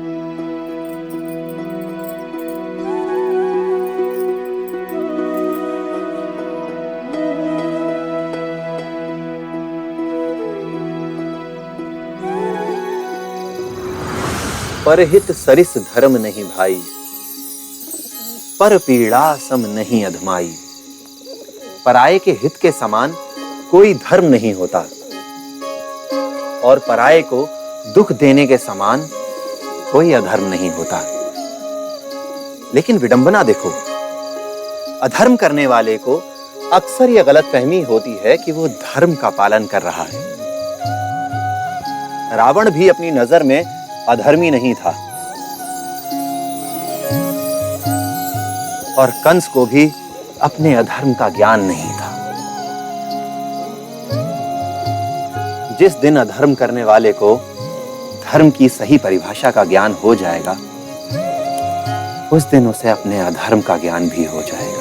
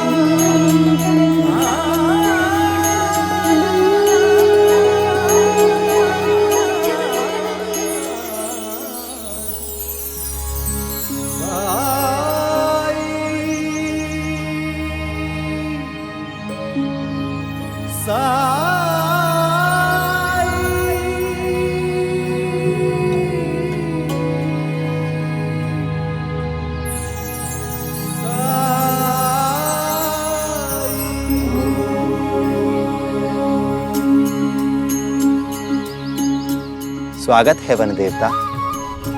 मेरे बिना आवाहन किए आप यहाँ आए, ये मेरे लिए बहुत सुख की बात है। आह्वान तो आपने किया है साईं, अपने विचारों को कर्म में बदलकर। मैं आता कैसे नहीं? कोई भी मेरी संपदा का पोषण करे, संरक्षण करे, सदुपयोग करे तो मुझे प्रसन्नता होती है। आपने जिस उद्देश्य से मेरी सहायता मांगी थी, मैं देख सकता हूँ कि आप उस उद्देश्य को पूरा करने की तरफ अग्रसर हैं।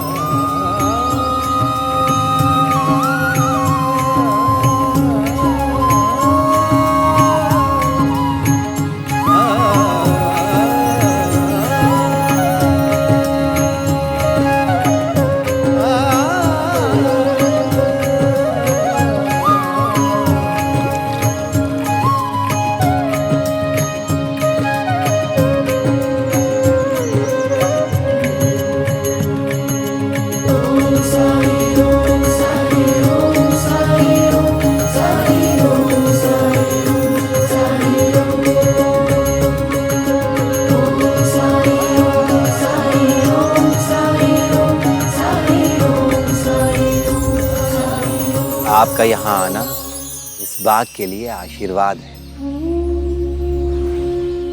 यहाँ इस बाग में जो कोई भी आएगा, इसका सम्मान करेगा, उस पर आपकी और मेरी कृपा होगी। कृपा होगी, जरूर कृपा होगी।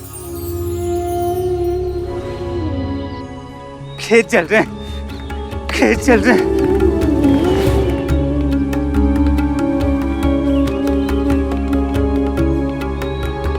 धरती से धार फूटेगी। पानी निकालना, पानी चाहिए, पानी चाहिए। इस धरती से धार फूटेगी, इस धरती से धार फूटेगी। वो देख पानी। नहीं है। अरे जीवा, इतने सालों से कुआं खोद रहा है पर एक बूंद भी पानी नहीं निकला। जब सबके खेत चलेंगे ना, तब किसी को नहीं दूंगा पानी। देने के लिए तेरे पास एक बूंद भी नहीं है इतने सालों में। यहीं से धार फूटेगी, बड़ा कुआं बनेगा यहाँ पे, यहीं से पानी निकलेगा।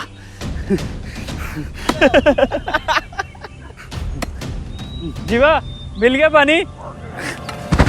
शाबाश जीवा, शाबाश। लगता है धार फूटने वाली है।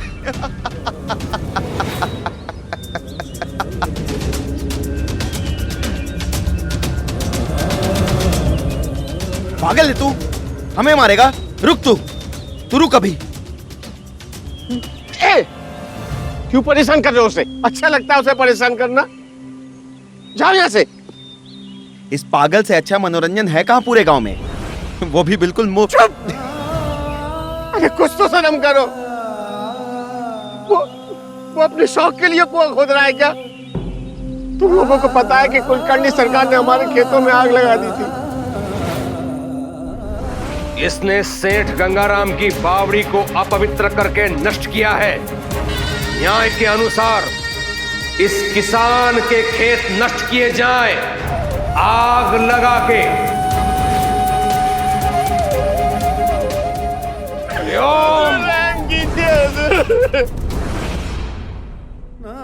उसी सदमे ने मेरे बेटे की हालत कर दी है। जाओ यहाँ से। छोड़ो, ये नहीं सुधरेगा। ऐसे हवा में किससे बातें कर रहे हैं?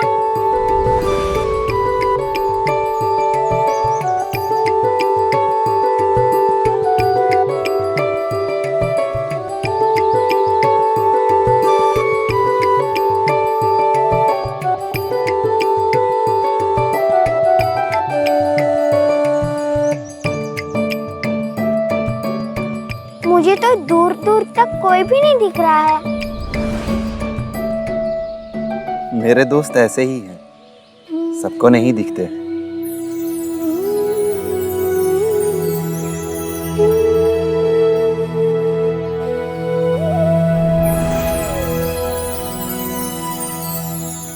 आपकी यही बातें किसी को समझ में नहीं आती, इसीलिए सब आपके बारे में उल्टा सीधा बोलते रहते हैं। उल्टा सीधा ही सही, मेरे बारे में बात करके लोग मुझे याद तो रखते हैं।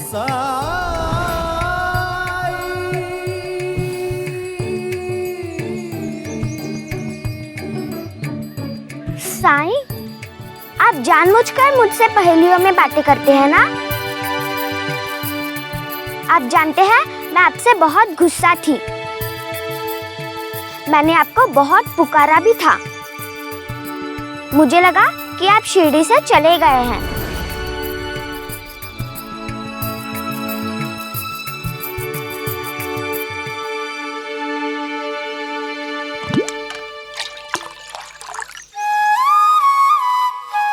अभी भी नाराज हो मुझसे? नहीं। आप यहाँ क्या कर रहे थे? यहाँ बीज बो रहा था। बीज? हाँ, बीज। पेड़ों के, पौधों के, फूलों के, फलों के बीज। कांटे तो नहीं होंगे ना उनमें? जरूरी बात यह है कि लोग फूलों के बीच कांटे देखते हैं या कांटों के बीच फूल।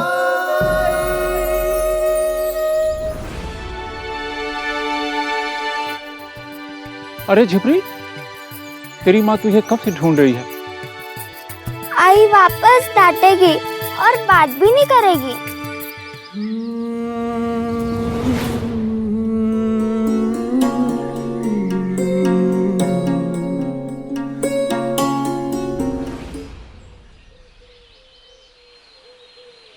लबों से भले ही वो तुमसे बात ना करे, लेकिन उसका दिल, उसका मन हमेशा तुमसे बात करता है, लगातार। इसीलिए पूरे संसार में माँ जैसा दूसरा कोई रिश्ता नहीं होता। चलो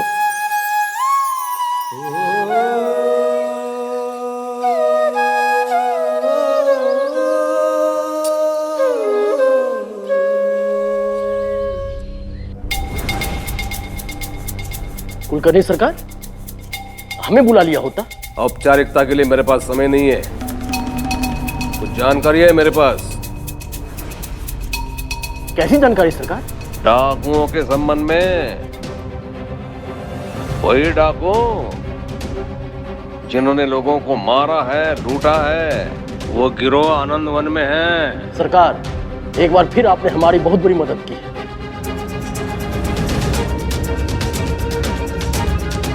मदद विफल हो सकती है यदि आपने अविलंब कार्यवाही नहीं की तो।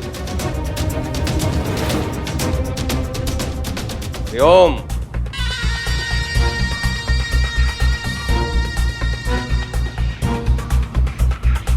सरकार, आपने साई का नाम नहीं लिया।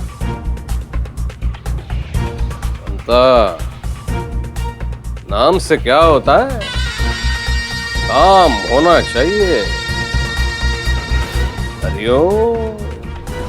साईं, काशीराम काका को आपने ही ठीक किया है ना? लेकिन जंगल में एक चिड़िया या जानवर अगर उन्हें चोट लग गई तो उनका इलाज कौन करता है? पशु पक्षी बहुत समझदार होते हैं। छोटी मोटी चोट का इलाज तो वो लोग खुद ही कर लेते हैं, क्योंकि वो हमारी तरह प्रकृति से दूर नहीं होते। कौन सी जड़ी बूटी उनके लिए मददगार होगी ये उन्हें पता होता है। लेकिन उन्हें कैसे पता? माँ, उनकी माँ सिखाती है उन्हें। सच कहा आपने। माँ के सिवा कोई रिश्ता नहीं, है ना?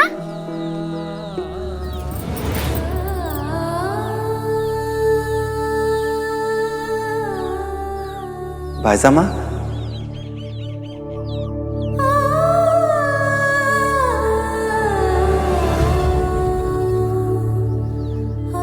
भाईसा का खेत में जा रहे हो ना आप, अप्पा के लिए रोटी लेके?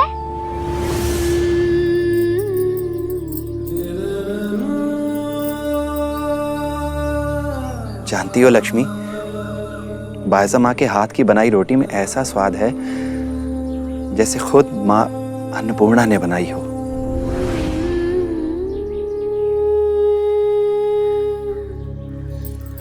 सदा मुस्कुराना, भला काम करते रहना, यही मेरा आशीर्वाद है तुम्हारे लिए। बाज़मा।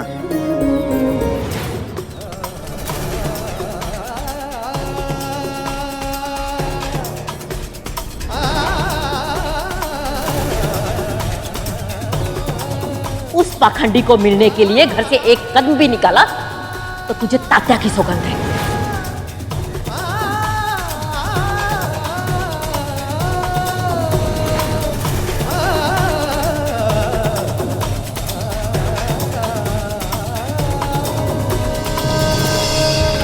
जीवा, बेटा जीवा।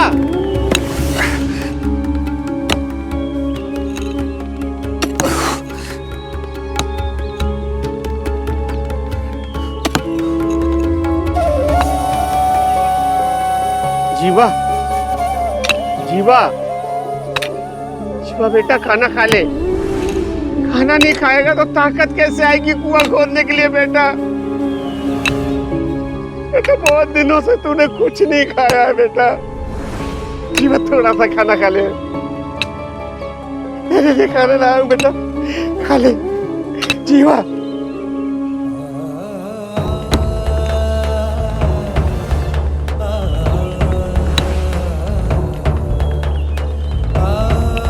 बेटा घाव पे मल्लम लगा ले, वरना घाव कैसे भरेंगे बेटा?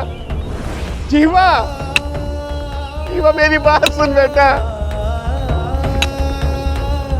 बेटा मेरी बात सुन। नहीं खाना मेरा खाना, नहीं लगाना मरहम।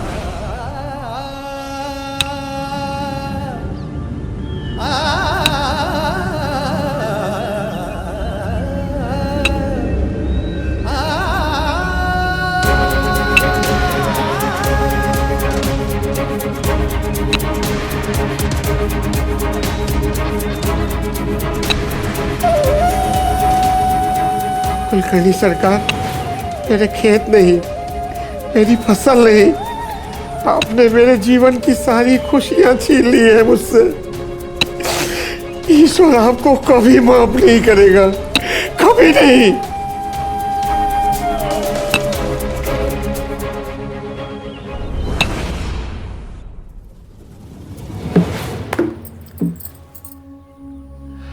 देखिए तात्या कैसे मृदंग सीख रहा है।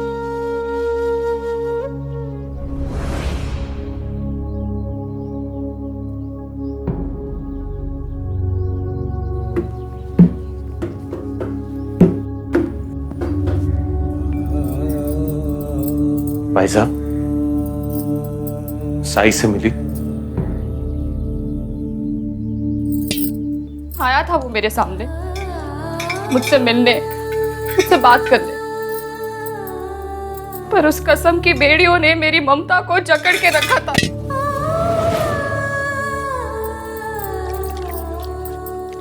कौन माँ अपने बेटे से मुंह फेरती होगी? हाँ, ऐसा क्या पाप कर दिया मैं जो मुझे ऐसी कसम को निभाना पड़ रहा है?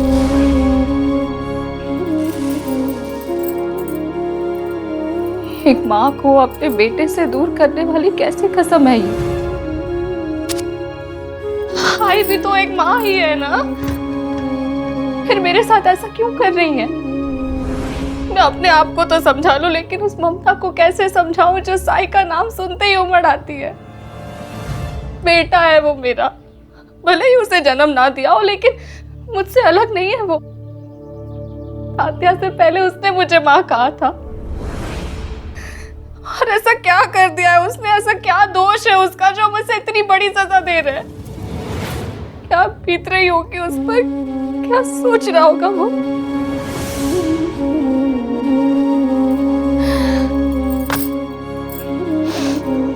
भाई को कैसे समझाऊं? इतनी बड़ी कसम देकर जीते जी मार दिया है उन्होंने मुझे।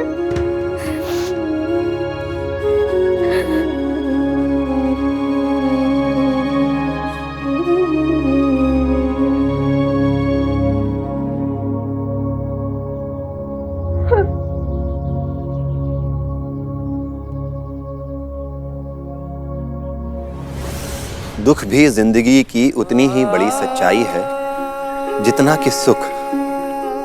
जब तक इंसान सुख की इच्छा करता रहेगा, दुख से उसका सामना होता रहेगा। जिस दिन सुख की इच्छा छोड़ दी, उस दिन दुख भी कहीं गायब हो जाएगा। और तब वो होगा सच्चा सुख, जहां कोई इच्छा नहीं, कोई इंतजार नहीं।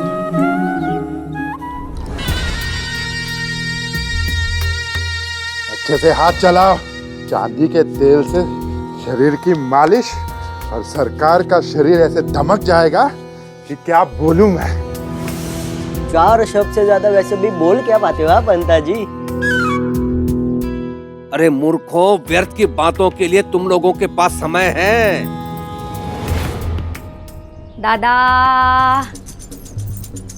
पुलिस डाकुओं को पकड़ लेगी, तुम क्यों चिंता करते हो? लेकिन तुम बड़े अभागी हो दादा। तुम जो चाहते हो उसमें तुम्हारे परिवार का कोई समर्थन नहीं है। अब अगर परिवार के लोग ही साई के पक्ष में हो तो फिर पहले मत बुझा क्यों? क्या है ना दादा, पहेलियों में बात करने से बात कम चुभती है। पर ठीक है, अगर तुम सीधे सीधे सुनना चाहते हो तो मैं सीधा सीधा बोल देती हूँ। हट रे। साई से इलाज कराने से पहले लोग सरकार के पास आए थे, पर सरकार तो गए नहीं, तो फिर दोषी कौन? और अगर काशी मर गया तो फिर जीत किसकी और कैसी? किसने कहा ये? वहीनी ने। वहीनी के मुंह से ये सब सुनकर पहले मुझे भी विश्वास नहीं हुआ था। ऐसी कैसी पत्नी जो अपनी पति की दुश्मन है, अपने पति का बुरा चाहती है। और हाँ, ना कहते हुए भी उसने ये कह दिया कि अब जाकर कुलकर्णी सरकार का अहंकार टूटेगा जब शिरडी का नया वैद्य बनेगा वो साई।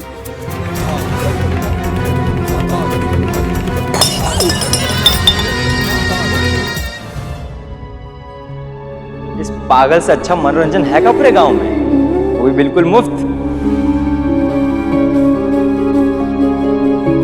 शिवा, अरे पानी।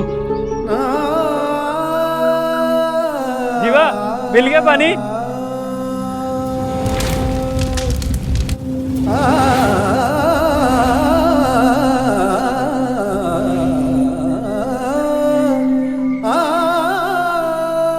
बबलू, मरहम का अस्तित्व घाव से ही है। अगर घाव है तो उसके लिए मरहम भी जरूर होगा।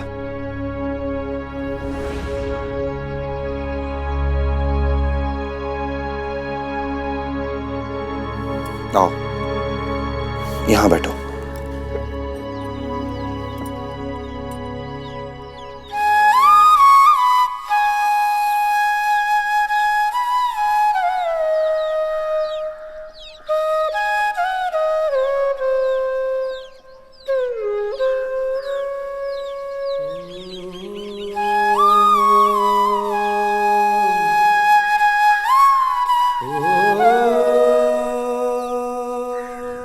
सरकार, गरम तेल।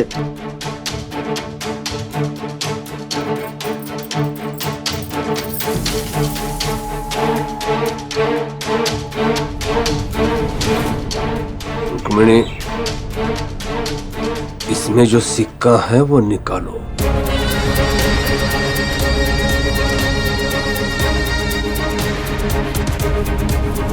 सुना नहीं तुमने मैंने क्या कहा? इसमें जो सिक्का है वो निकालो। ये तो खोल रहा है, बहुत गर्म है। निकालो।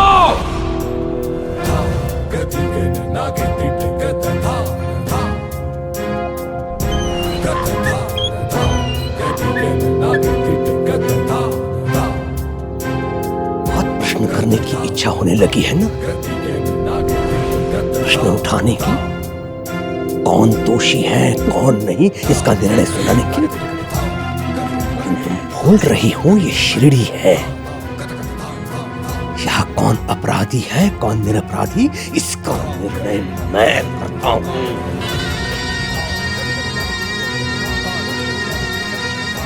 मैं ही हूं जिसको अधिकार है दंड देने का और क्षमा करने का भी।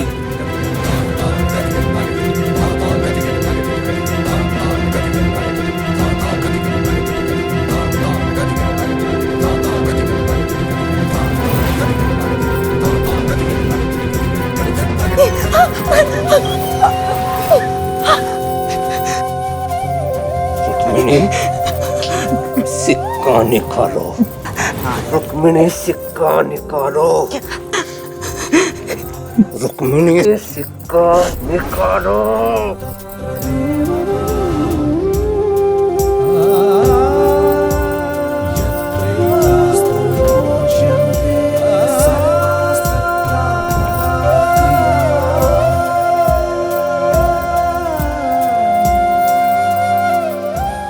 सरकार,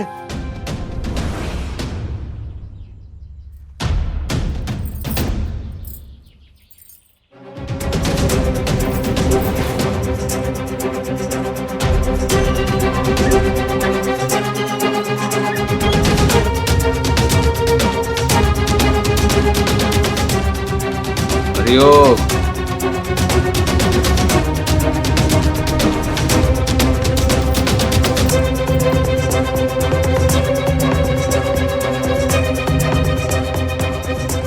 क्या समाचार है? दरोगा जी ने आपको तुरंत सूचित करने के लिए कहा।